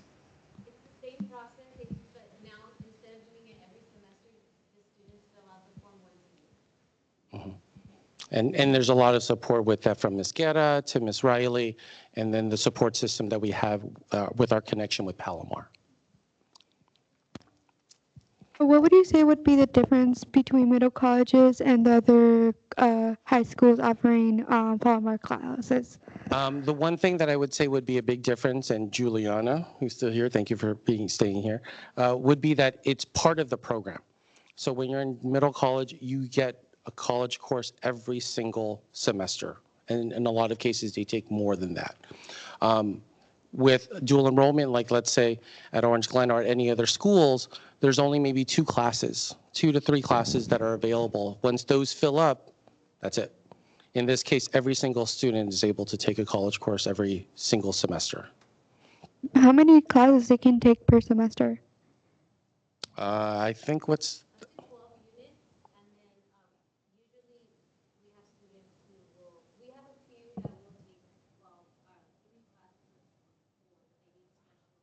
permission. Okay, because I take Palomar classes and I was advised not to take 3, so. Not to take what? Advised not to take 3 classes, so. Oh, it is definitely a lot. But again, one of the things that happens with middle college, if they're taking it from the very beginning, the college courses is just part of the normal routine. And as they get to their 10th and 11th and 12th grade, they're already taking 2, maybe 3 on top of that. Cool. So I want to also provide a student experience before we talk about the career part. So I'm going to bring back, you might recognize this person, Juliana Garcia, to come on up to talk a little bit about her experience in middle college. you. Okay. I wrote out what I'm going to say. Okay. Hello again, everybody. Okay. So today I'm just going to talk about a little bit about my experience within middle college and the program and our classes. So if someone were to ask me about middle college, I would say that it's a great program that can save time and money. If someone were to ask me what middle college means to me, I would say that it has helped me become the person I am today, but most importantly, has given me a family, community, and a purpose. In middle school, I was terrible. I was rude, I got arrested, and I had a 0.43 GPA, which for those of you who don't know, is all Fs and 1D. When my high school career was going to start, I wanted to go to Escondido High School to be with my friends, but my sister was a part of the first generation of middle college, so naturally, my mom forced me to go too. To me, having to go to Orange Glen and to make matters worse, middle college was the end of the world. I was going to be alone. I was going to be alone and have no friends, but thankfully, I was proven wrong very quickly. Middle college starts with cohorts, meaning you're with the same people all day, every day for your classes, or as I like to say when I give presentations, we travel like a flock of birds. Middle college is a program where you are enrolled in high school while you are also a student at Palomar College, and it is required to take one college class for every semester with the option to take additional classes with the expenses of the classes and textbooks being covered. Some of the classes that we start off with are Counseling 110, Cinema 100, Speech 100, and Sociology 101, where twice a week we are allowed to leave campus early to attend our Palomar classes. This opportunity will be one that I will always be grateful to have open to me because although the classes are challenging at times and the workload can become difficult, I know that in the future it will be worth it because I already know how to navigate the college system and be confident in being able to keep up with my classes. Having the opportunity to take college classes I want during the year and summer is so valuable because I have advantages of being able to get a head start in anything that I would like to pursue in the future. And I also just get to be able to further explore anything that I am interested in. Like right now, I'm taking biology and a political science class. Middle college is lucky enough to have its own teachers that are dedicated to the program and its students. Because of the cohorts and middle college having its own teachers, I have been blessed to be able to cultivate such beautiful relationships with my peers and teachers. Everyone in middle college is friendly, and even if you're not close friends with someone, you know you can go to them for help. Our teachers have witnessed us grow up and have cared, nurtured, supported, and taught us throughout our 4 years of high school, from us being annoying freshmen to seniors with senioritis. They have never stopped believing and encouraging us. Throughout the last 4 years, middle college has come to mean more to me than 13-year-old Julie would have thought possible. Middle college has acted as a sort of rehabilitation for me from who I used to be and who I could not be more grateful to all my teachers and most importantly, my counselor, Ms. Guerra, for believing in who I could become. Now, I know these are strong feelings for an academic program, but I genuinely believe middle college has given me a future and showed me a path I never would have followed otherwise. If the excitement of last summer hadn't overwhelmed me, I would have the community service sheet to back me up, but sadly I threw it away. Over the last 4 years, I have dedicated myself to this program and have helped and volunteered during school hours, after school, on my weekends, and even during the summer, just to try to repay the wonderful opportunities middle college has given me. Also, thanks to middle college, I am proud to be able to say that I am 2 Palomar classes away from graduating high school with my GETSI certification and my first year of college done.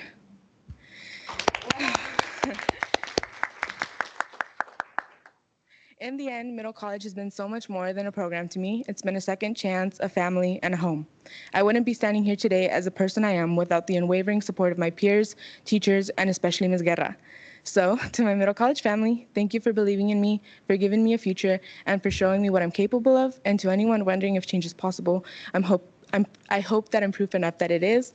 Thank you. And to my board members, thank you so much for believing in a program that really has given so many students an opportunity and a future. And don't forget to thank your mother too, because she seemed to direct you in the right direction. Yeah, she did. Good for her. Good choice. If anybody has any questions, I'm happy to answer. I do. What political science class? I'm taking political science 102 so that it can cover my high school requirement, and it's also just something that I'm interested in pursuing in college later. Oh, it's interesting. I'm taking 101, so I'm debating on taking 102. I recommend it's not super difficult, but it does really get you thinking. Thank you so much. Thank you. Perfect. Thank you. And then as we continue through, and I apologize, I need to make sure that I have. Going into the career component, we're looking at our CTE, Career Technical Education. 100% of our CTE classes at Orange Glen High School are sequenced or articulated to a college, either Palomar, sometimes Miramar, sometimes Mesa, especially for our culinary. And 1/3 of all the students at Orange Glen are enrolled in a CTE class. So that is great because it's not only providing them the soft skills, the real world skills that are built into the CTE classes, but for a lot of the students, they just like to eat. And talking about eating, we have our culinary arts program. It's a very robust program compared to the school sites that I've been before. I've never been in a place where there are 3 different culinary arts teachers. We have 4 different levels and 14 classes full of students who want to learn culinary. We also have the Patriot Cafe, which is a workability experience where individuals are creating a great menu from start to finish, front of the house, back of the house, and are making a great experience for all the staff members that come through. So I do want to bring in 2 students who represent our culinary program very well, Ingrid Cardoso and Angel Reyes. Why don't you come on up?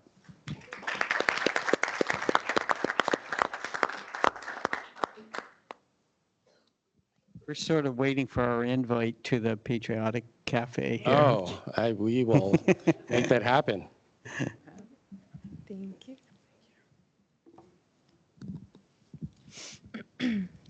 Hello members of the board. My name is Ingrid and I'm a student in the Culinary Arts Department at Orange Glen. I have taken culinary for 3 years, including culinary arts, baking and pastry, and international cuisine. During my years in culinary, I have learned how to become more structured, organized, and how to effectively work in a group setting. After high school, although I may not pursue culinary, my career goal is to become a nurse. And contrary to what you may think, there are many similarities to the kitchen and a nursing setting. I have learned how to work under pressure, I've learned how to work with a deadline, and how to become a leader. CTE courses, such as culinary, has given me both technical and practical skills that will help me in my career goals after high school. Thank you for listening, and we hope you enjoy the treats we made for you. Oh. Perfect. Thank you so much. Do you have any questions for culinary? I did want to just commend you with your little speech right there because I do mortgages and home loans, and there's a ton of need for nurses.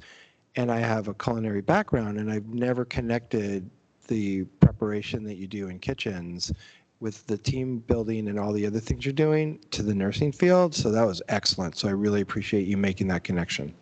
Good job. Good job. Thank you so much. I have a quick question. Go ahead.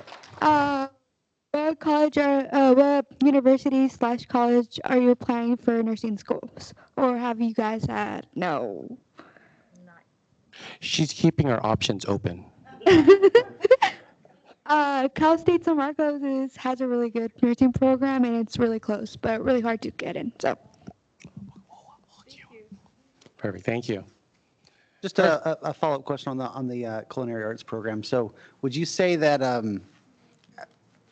would say maybe a ballpark in your head number in terms of how many students are taking that program to possibly consider culinary arts as a career, or taking it as a life skill, or just to hang out and eat food during class? The eat food, I think, is all of them. For the other ones, I'm not actually sure. We have Miss Gardner, who's one of our culinary arts teachers here, who might be able to know. Yay!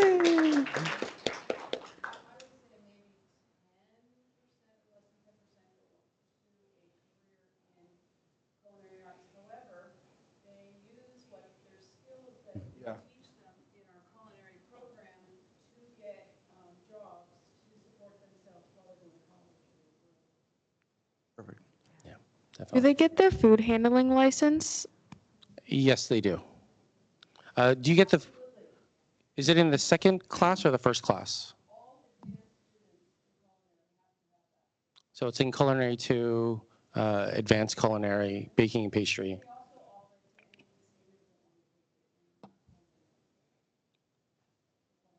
Cool. And then I'm going to talk about another one of our CT programs, which is print. This is an expansive program with 6 classes with 2 levels. They also practice entrepreneurship and student businesses. And I'm going to bring in Ian Clokacher, who's wearing a shirt that he designed and printed in the print shop for 1904 cadets, which is our outdoor firefighting program that we have at Orange Glen as well. So why don't you come on up, Ian?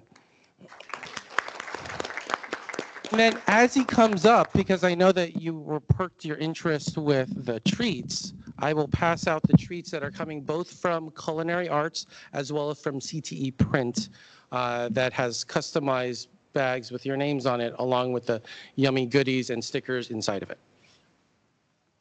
Take it away, Ian.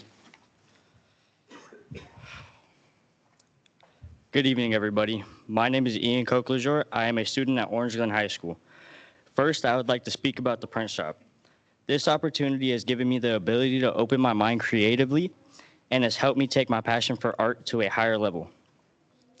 I never thought I was going to be able to put my art on a t-shirt, a hoodie, or make stickers. This was only possible because I joined this class. I would love to give a big thank you to the 2 amazing teachers that run this class, Mr. Ed and Mr. Anaya. If it wasn't for them, I would never have gotten to this place I am right now. They have helped me progress as a designer and are always willing to help me when I make a mistake. It's always been my dream to make a clothing brand, and with the help of this class, I am able to fulfill that dream of mine. Second, I would like to point out the uniform I am wearing, specifically the design on the left sleeve. This is the logo of the Orange Glen Fire Rescue Cadets, which is the after-school firefighting and EMS program. I am really proud to say that I'm a part of this program and having designed the uniform that represents 1904.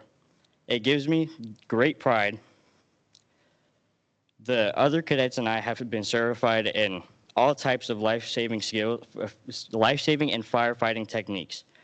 We are all proud to be wearing these uniforms, and I am very proud to be the one to have designed, promote, and print them. These skills I have learned through the print program are incredible. These career technical training programs are setting Orange Glen High School students up for success in their future. Through our print class, we are learning to start and operate our own business, but we are also learning design elements that we can use in any profession. Thank you for your time.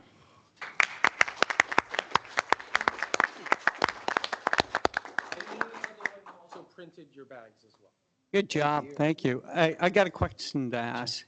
Did you say you're learning firefighting skills too? Yes, sir. Good for you. I Yes, actually sir. was a volunteer fireman back when I was 30 years old in a small town called Devon. And I went through pump training and that. So I have a lot of admiration for you guys doing that. Thank It's you, a sir. good life skills. Thank you. Thank you. Do you want to have a career in firefighting, or why are you doing that? I'm sorry. So initially, my dad was wanting to become an EMT. He took the program, failed it, told me about it, and I told him, I'm going to take the class, and me and you are going to go and pass the test together.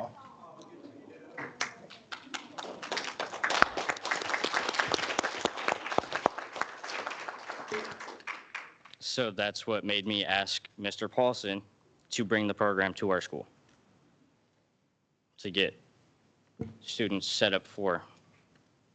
So life did he skills. pass it, Well, the program? yes. Yeah, good for him. That would be Doug Paulson, who sits on the elementary district board. Yes, sir. Yep. Thank you. Thank you. So the treats that are in there, there's some stickers that are in there from our from our print class, the 2 different types of snacks that are made by our culinary are Muddy Buddies, as well as homemade Chex Mix, which was made with much more love than the one that you can buy in the store. Perfect. And I think that concludes it. Thank you so much. Do you have any other questions for Orange Glen? And if you need to chew and swallow, feel free to just keep going. I got one follow-up question, right? It's kind of unrelated to the presentation so far, but you know, I'd say towards the end of last year, I started to hear some of the, just I guess maybe I get some of the emails that you probably heard and saw too, right? In terms of dress code, phones, tardiness, other things, and regarding the school. Can you kind of give an update in terms of how things are doing there? So with tardies and things like that, one of the things that we've done is trying to bring a lot of our staff on board so that they have, using our site leadership team in making some decisions that everyone is part of. So at the very beginning of this school year, we've done lockouts similar to what they've done at other school sites, where it has dramatically decreased the number of students who come into school, that go to class late. That is one. For dress code, it has been something that we've been addressing, and with a lot of the surveys that we've been giving to our staff, a lot of them are saying that it is something that has been addressed, and we continue to say, if there's any issues that you see within your classroom, send them to us. I have personally bought lots of clothing so that we can help individuals change their clothing so it's more appropriate for the school campus. So definitely they look good still, don't worry, they look great. Is it more focused on women, I mean female students, or It's both? Everybody, anyone who's without, like individuals who are wearing drugs, alcohol, guns and things like that, they get the same as any of the other students who might be out of dress code. Because I know I'm not sure any schools here in Escondido, but I know some districts target more on the female dress code than male. So that's We're equal opportunity. That's amazing. Making sure that everything is done correctly. Cool. Thank you. No problem. Thank you. Great job. Thank you. Good. Any other questions? Cool. Well, thank you so much. I appreciate your time.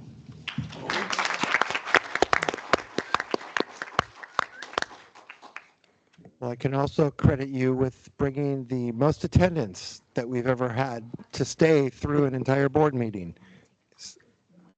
Yeah, I was going to do 5.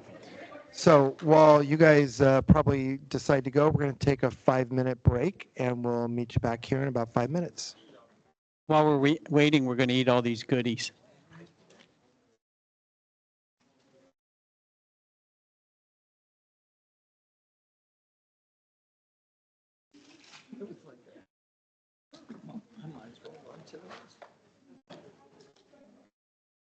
Those are tasty.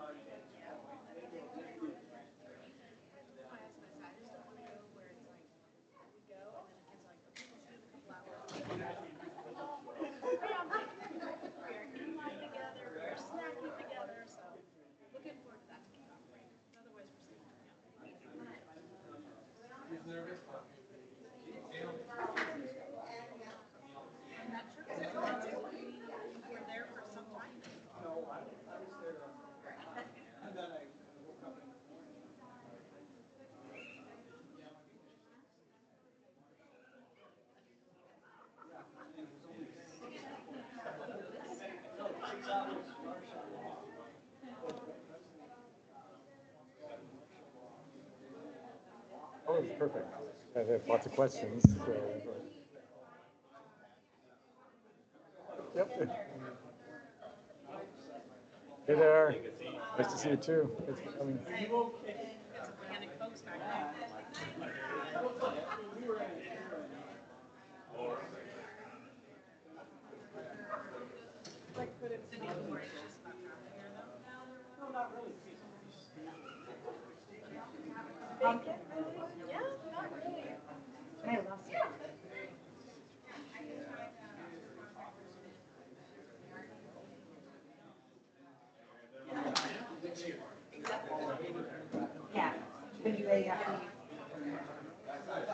Basically tastes the same, probably? Okay. Neither do I. I looked, I only saw one. There's a link for public comment down below, maybe. Yeah.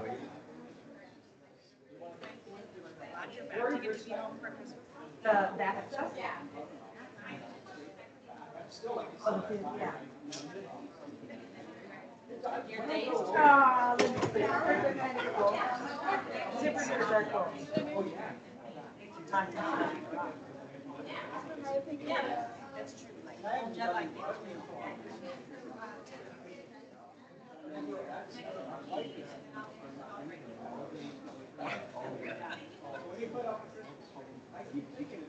Technically, you have. Yeah, you still have to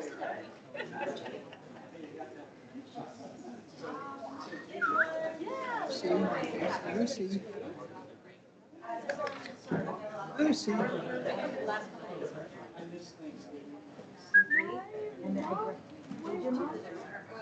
she graduated in 2001. Nope, not. I guess.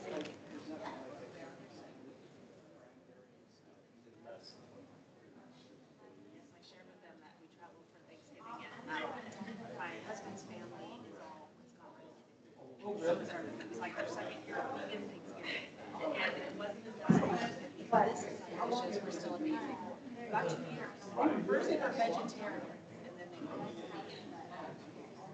vegan. The makeshift everybody was we had to adjust. Yeah.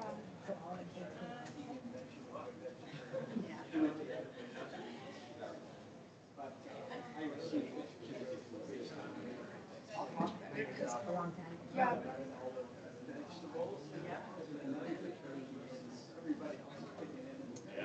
Plus a Filipino community. I got to bring the lumpia. Nice. Yeah,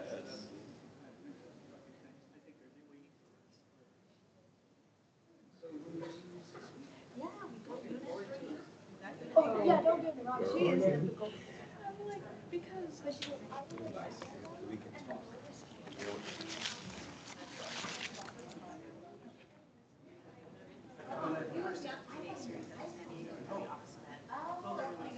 A lot of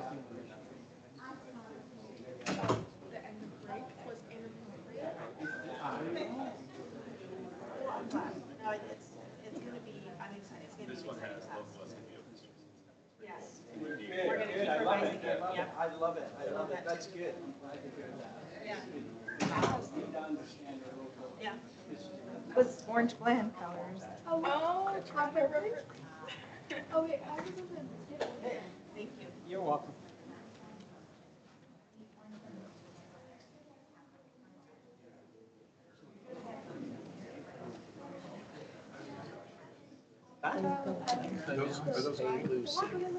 I'm following these guys' style. Oh. Oh, when I seen them, like, they had this. They look pretty cool. I got to get a pair of these. Yeah, I had a friend who. Mine's a little different though. When you're talking about volunteer firefighters,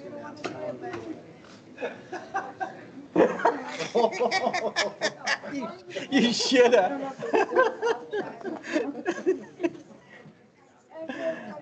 I was in much better shape back then. By the way, we only had a pager back then. We didn't have cell phones. I want to go back to a pager. You had to stand by the phone and that. Those were the days. Okay, how much more we got left to do here? All right, well, welcome back. And we are in section E, public comment. And the first group that we could have public comment from is a report from the California School Employees Association, Escondido, Chapter 219. Is there anybody here to speak for them? All right, moving to E2, report from the Escondido Secondary Teachers Association. Anybody here to speak for them? So we will now move to comments from the public on E3, comments from the public on a non-agendized topic that lies within the subject matter of the jurisdiction of the board. So we did not receive any speaker cards. We don't have any speaker cards, so we will now move down to section F. And approval, so a number of these items were waived on consent. So John, you could give me a little help on this. Do I read them all off again? Do I just? That's your option. We might just mention that item F1 was approved earlier in the evening on the consent calendar. So we will move on to human resources. All right, so in section G, 1, 2, 3, those were also approved on the consent calendar. So we'll move down to section G, human resources division, or division item number 4, approve recommendations of the committee on assignments for elective subjects. So I think that goes to Dr. Casas? Nope, Dr. Good. Okay, I only had a 50-50 chance. Thank you, President Weller. This is an agenda item that you've seen come before you before, typically in the fall. We are recommending approval for the teachers listed on the agenda to teach in an elective course that falls outside of their credential area. We're seeking these authorizations for the upcoming semester 2 in January. All the teachers that are listed either have experience successfully teaching the course, college or university coursework, or practical experience in the subject matter, or any combination of those 3. May I add something too, because I both know them personally? The teachers? Yeah, in just a minute. Okay. Yeah, just a minute. We'll open up for comment on that. Dr. Good, did you have anything else on that? And it looks like it's 2 teachers, correct? 2 teachers, yes. Okay, great. All right, yes. I'll make a motion to approve. Okay, can I get a second on that? I'll second. All right, and before we vote, if you would like to make a comment on that? Señora Cabrera, her performance, she's done in pep rallies, amazingly good job. So, and for the drama team, the drama teacher, she was my math teacher, and every time there's a show, I like being there because it's always really great. So, I think they're perfectly fit for them. Oh, well, good to know. I appreciate that. Endorsement here. All right, so then we will start voting with the student board members. How do you vote on this? Aye. Aye. And then for trustees? Aye. Aye. All right, so that passes easily. All right, so then we will go to item number G5, the first reading of the proposed 2025-26 school year calendar. So, Mr. Superintendent, would you like to say anything on that? I'll turn it over to Dr. Good. Okay. Thank you, Superintendent Peterson. Presenting to the board for a first read tonight, as you had mentioned, President Weller, the proposed calendar for the 25-26 school year. This recommendation comes from our calendar committee. It was made up of parents, certificated, classified, and administrative representatives, as well as representatives from both of our labor partners. It's important to note that this school year, we started a week earlier than the elementary district. The misalignment between our 2 districts could be argued didn't serve our families well, certainly led to higher rates of absenteeism for us. So the proposed calendar that's before you now puts us back in alignment with the elementary district for next school year, which has a practical implication that we're going to start a week later than normal.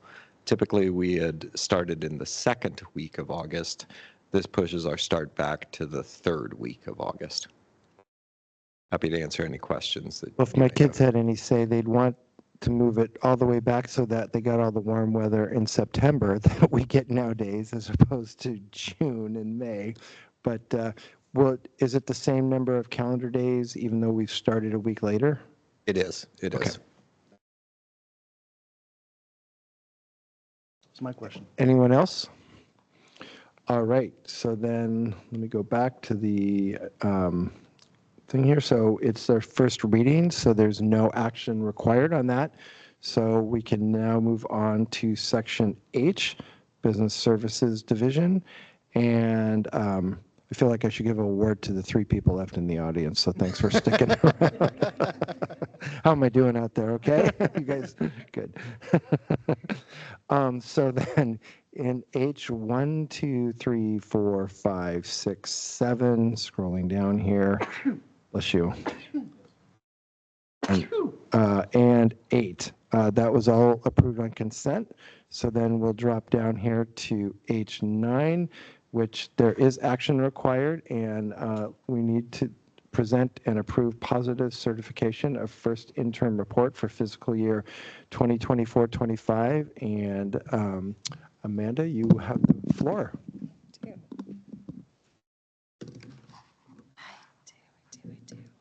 Let's see.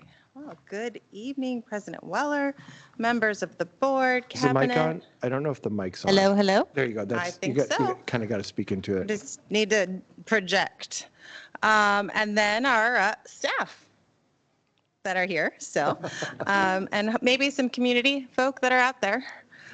Just want to start tonight by thanking my director, Josh, who worked really hard to get me all the information for this report tonight. Couldn't be done without him. So without any further ado, we'll dive right in. So tonight we're presenting our first interim report. This is the first of 2 interim reports that we are required to present to the board. That is an update basically on the district's financial health. The first interim report provides an update through October 31st. So it's December, but we're providing an update through October 31st, so July through October 31st. And we'll review our multi-year projections. We'll give you some changes from adopted budget. We'll talk about our unrestricted ending fund balance, some major budget considerations, and then we'll talk about some key dates. So to review our multi-year projections, or MYP, you can see all our assumptions for the next 3 years. Our assumptions haven't really changed a whole lot from budget adoption. Our enrollment has been updated a little bit, about 19 students down in each year. Our ADA, or average daily attendance, has changed slightly between 4 and 22 students, also in a downward movement. And our unduplicated percentage, or UPP, has increased slightly in each year from about 23 to 24%, or quarter percent. And the rest of the numbers are all exactly the same as we shared with you in June. So basically, COLA, cost of living adjustment, STRS and PERS, which are the rates for the pensions. STRS for certificated and PERS for classified. So basically, to compare our first interim updates to adopted budget, you can see just some key points right there. Our enrollment from adopted budget to first interim is down a little bit, but not really too much. We were kind of right on the money. My crystal ball was pretty good. Our revenue did increase, actually, a little bit there, and that's really contributed to a transportation grant, some E-rate funding, which is technology funding that we're allowed to get that helps us fund. You've seen it on our board agenda, Wi-Fi, hotspots, see it tonight, WAN-MAN. So some of those projects are funded through E-rate. Then we also had some really fun government accounting. It's a fair market value adjustment that we had to do. It's basically government accounting that we had to do that increased our revenue. And then we also had an increase in expenditures, though, as you'll see. And that's basically due from adopted budget to this time of year. We true up our salaries. We see a lot of adjustments in certificated staffing. So obviously, we take a little bit of a estimated guess in May and June as to what we'll really need. And then by this time of year, we know exactly what our teachers are teaching and how many classes there are. So we line that all up at this time. And then We have all of our carryover accounted for. You know, in September, we brought you all that closeout. So we have all that accounted for in this time. And then capital expenditures. So those same projects I just mentioned that we got revenue for, we have expenditures for. So E-rate projects and that bus grant, we have bus expenditures for too. So that's pretty much the increase in expenditures that we have for there as well. So the unrestricted ending fund balance, whoa, just disappeared, which is not true. It's still there. The budget or the picture is still there? The picture. Well, you have it in real life. So you have it in front of you, which I can keep talking to you about. Well, the magician in the back works on getting the picture back up. But you can see that each of the fiscal years is called out. There's a black line across the bottom, which is the 5% reserve for economic uncertainty. That line represents about $7.4 to $8 million, depending on the year. And so basically we are providing a positive certification for the board to approve tonight, which is basically saying we meet our fiscal obligation in each year. But you can see that we are continuing to deficit spend, which is why the bar is shrinking in each of the years. The deficit is about 6 million in the current year, 14 in the second, and almost 18 in the third using our current assumptions. So again, all things remaining the same in all 3 years, that's what would happen. Cabinet is still working to bring the board a plan to reduce that deficit. Our target is the February study session. I would click to the next slide, but we'll do it the old-fashioned way and turn the page. We'll click for you. Oh, well, we're getting a blue screen of hope. So major budget considerations. So right now what we see going on is budget, what's going on now with COLA is, oh, look at that. Next. So updates on COLA. Right now, the Legislative Analyst Office is forecasting next year's COLA to be a little bit down from what we currently are, what we currently have in our budget. We have 2.93 forecasted for 25-26, and they're forecasting 2.46. So about just under 0.5% down. Other experts are saying if the final 2 quarters that are missing at this point in time stay on pace, it could go as low as 2.08. So anywhere from 2.08 to 2.46. We'll see where the governor lands in January. So he gets to be the first one really to stick a pin in a number for us with his budget for 25-26 in January. Somewhere between 2.08 and 2.46. That would be my guess. It's very interesting that some economic numbers that came out the other day, since that's what I do for a living, was highly inflationary. As a matter of fact, bond rates ticked up about 3/8 to rate as a result. So although everybody had been anticipating rates coming down under the new Fed rate cuts, the Fed rate cuts only affect short-term rates, not long-term rates. Inflation affects long-term rates and a few other things. And so inflation's not coming down. So under current guidelines, I'm thinking that the COLA is probably going to be higher to the 2.5% range, like you were saying, than down to the 0.47. So it'll be interesting to see. However, I can also say that my sister is a ranger in Borrego, seasonal ranger, and they cut her pay, they cut staffing pay, and I'm noticing the state is in fact cutting services and pay throughout the state, and so it'll be interesting to see what comes down on our end. Yep, lots of interesting things going on. You're right. The conference that I was at in November did share some facts, just what you said. It'll be interesting to see if the feds can maintain, based on inflation, what their hope is. And then 25-26 for the state budget is looking all right, but they are forecasting larger deficits in 26-27 and 27-28 for the state budget. So all we can do is wait and see.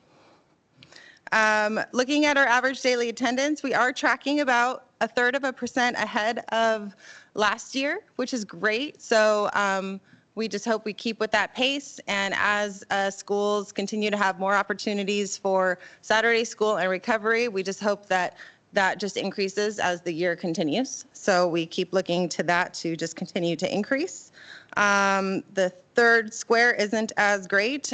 We continue to be sitting in a declining enrollment situation. Our demographer estimates that our high school population is looking to decrease about 9.4% through 2030, which is about 600 students. So based on our attendance area from the 3 comp sites, they're forecasting the largest loss to be in the Orange Glen attendance area. It's a guesstimate of over 300 of the 600. I would be skeptical about how many of those numbers will actually manifest in that attendance area or specifically for Orange Glen, just because we know how many of our students transfer between our own schools. So we'll see what that really looks like. But They're able to transfer though, right? We have an open, yeah. yeah, that's what I'm saying. They're just going based on attendance boundaries. But we know just by looking at our populations and where they actually go to school that, you know, not every Orange Glen student that lives in Orange Glen's boundaries attends Orange Glen. So just a quick note, I've been reading a lot and I've noticed that there's been a lot of, in California, a lot of schools shutting down. A lot of schools are actually in a deficit, 450 million, some of them up north, and that. So financial stability is extremely important during this time. And that, so I'm glad you guys are, you know, the board and everybody else is doing their due diligence and maintaining our budgets accordingly. Absolutely.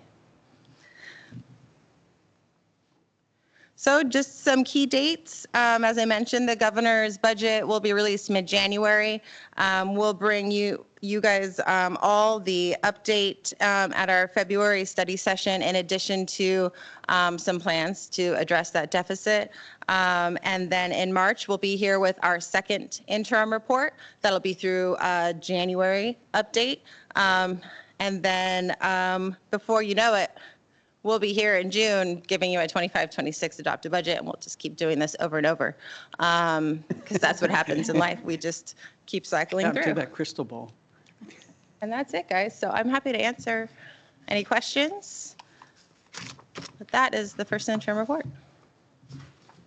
So, wait, sorry, before you jump off the stage here, in terms of, are we talking about the audit next or now? Yes, the audit is the next item. Okay, I will wait. Okay.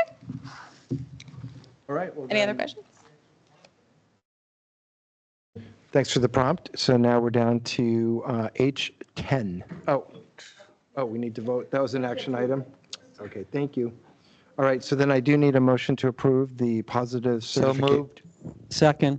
All right, since that's been first and seconded, we can start voting with the student board members. How do you vote? Aye. And with the trustees, please. Aye. Aye. Okay, that passes. And then we're now down to H10. And there, it's a receive an audit report for 2023-24 school year.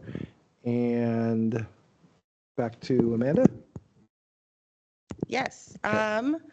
So you have our 23-24 audit report. It is an information item, but we did have no findings, no adjustments. So that is fantastic and amazing. And again, I have to thank my entire finance team for that. They do a lot of work to make that happen. And I'm happy to answer any questions. Vice President Williams. Can I ask my question now? Absolutely. So when you say no findings, what does that mean, right? There's always something that they find. So are you saying like they didn't find anything at all, or just they didn't find anything that required major correction on our part? There were no fiscal adjustments or findings that they noted in their report. Awesome. I have a fantastic team. Alrighty then, so now we're down to district operations item I. Item I1 is to adopt recommended revisions in board policy human resources. And so who am I handing this off to? Dr. Good. Dr. Good again. Thanks, President Weller. Presenting for your and the board's approval, update to BP 4033 lactation accommodation. There have been no changes since the first read last month in November. All right. And so then if there's any comment, questions? All right. So then I'm going to need a motion to adopt the recommended revision and a second, please. So moved. Second. With that said, student board members, how do you vote? Aye. And then trustees? Aye. Aye. All right, and that passes. So then we're going to go down to I2, and that's adopt recommended additions in board policy and administrative regulation, human resources. And back to Dr. Good. And I can take it. Okay. You guys are really messing me up here. I'm starting to get really embarrassed. You know, I don't know where I'm going. You guys are good. Normally, this is an Thanks, HR boss. item, but I'd be No, you're happy fine. to handle it. Totally fine. I took the lead in some of these revisions. So I2 and I3 are kind of related. I2 are completely new policies, as we talked about in the first read last month, related to teacher support and guidance. These are based on suggested language from CSBA, and this is updated language primarily regarding the programs we have to support teachers, particularly in their first 2 years of their profession when they need to go through induction to clear their credentials. The policies we had in various locations before, which are in the next item you'll be considering, number 3, were ancient and referenced programs from the 1980s, et cetera. So we have a number of policies and regulations proposed for deletion in item 3, and they will be covered by the brand new policies that we recommend you adopt here in item I2. Board Policy 4131.1 and the accompanying regulation 4131.1 on the support programs we provide for new teachers in particular. Thank you, sir. Just want to make sure that none of those items are covered in I3 because they're all 4131 and it gets a little confusing. So this one, 4131.1. This is this is point 1. Got it. The next item when we get to number 3 is 4131.0. Okay. Okay, good. All right. Does anybody have any comments, questions, or suggestions on this policy before we make a motion? I'll take that as a no. All right. So then I need a motion and a second, please. So moved. Second. With that, the student board members, you can vote, please. Aye. And the trustees. Aye. Okay. So that passes. All right, we're down to I3. And this one has a number of different things. Adopt recommended revisions in board policy and administrative regulation, human resources. Hold on, I wanted to say there was one that I was looking, oh, there we go. The attachments just came up. So Dr. or Mr. Peterson, did you want to do that one? Sure. Okay. So there are a number of policies and ARs here proposed for deletion because they were locally developed policies or regulations, not CSBA recommended. They're now being superseded by the policy and AR you just passed in the previous one. And then we're proposing revisions to staff development, policy 4131 and regulation 4131.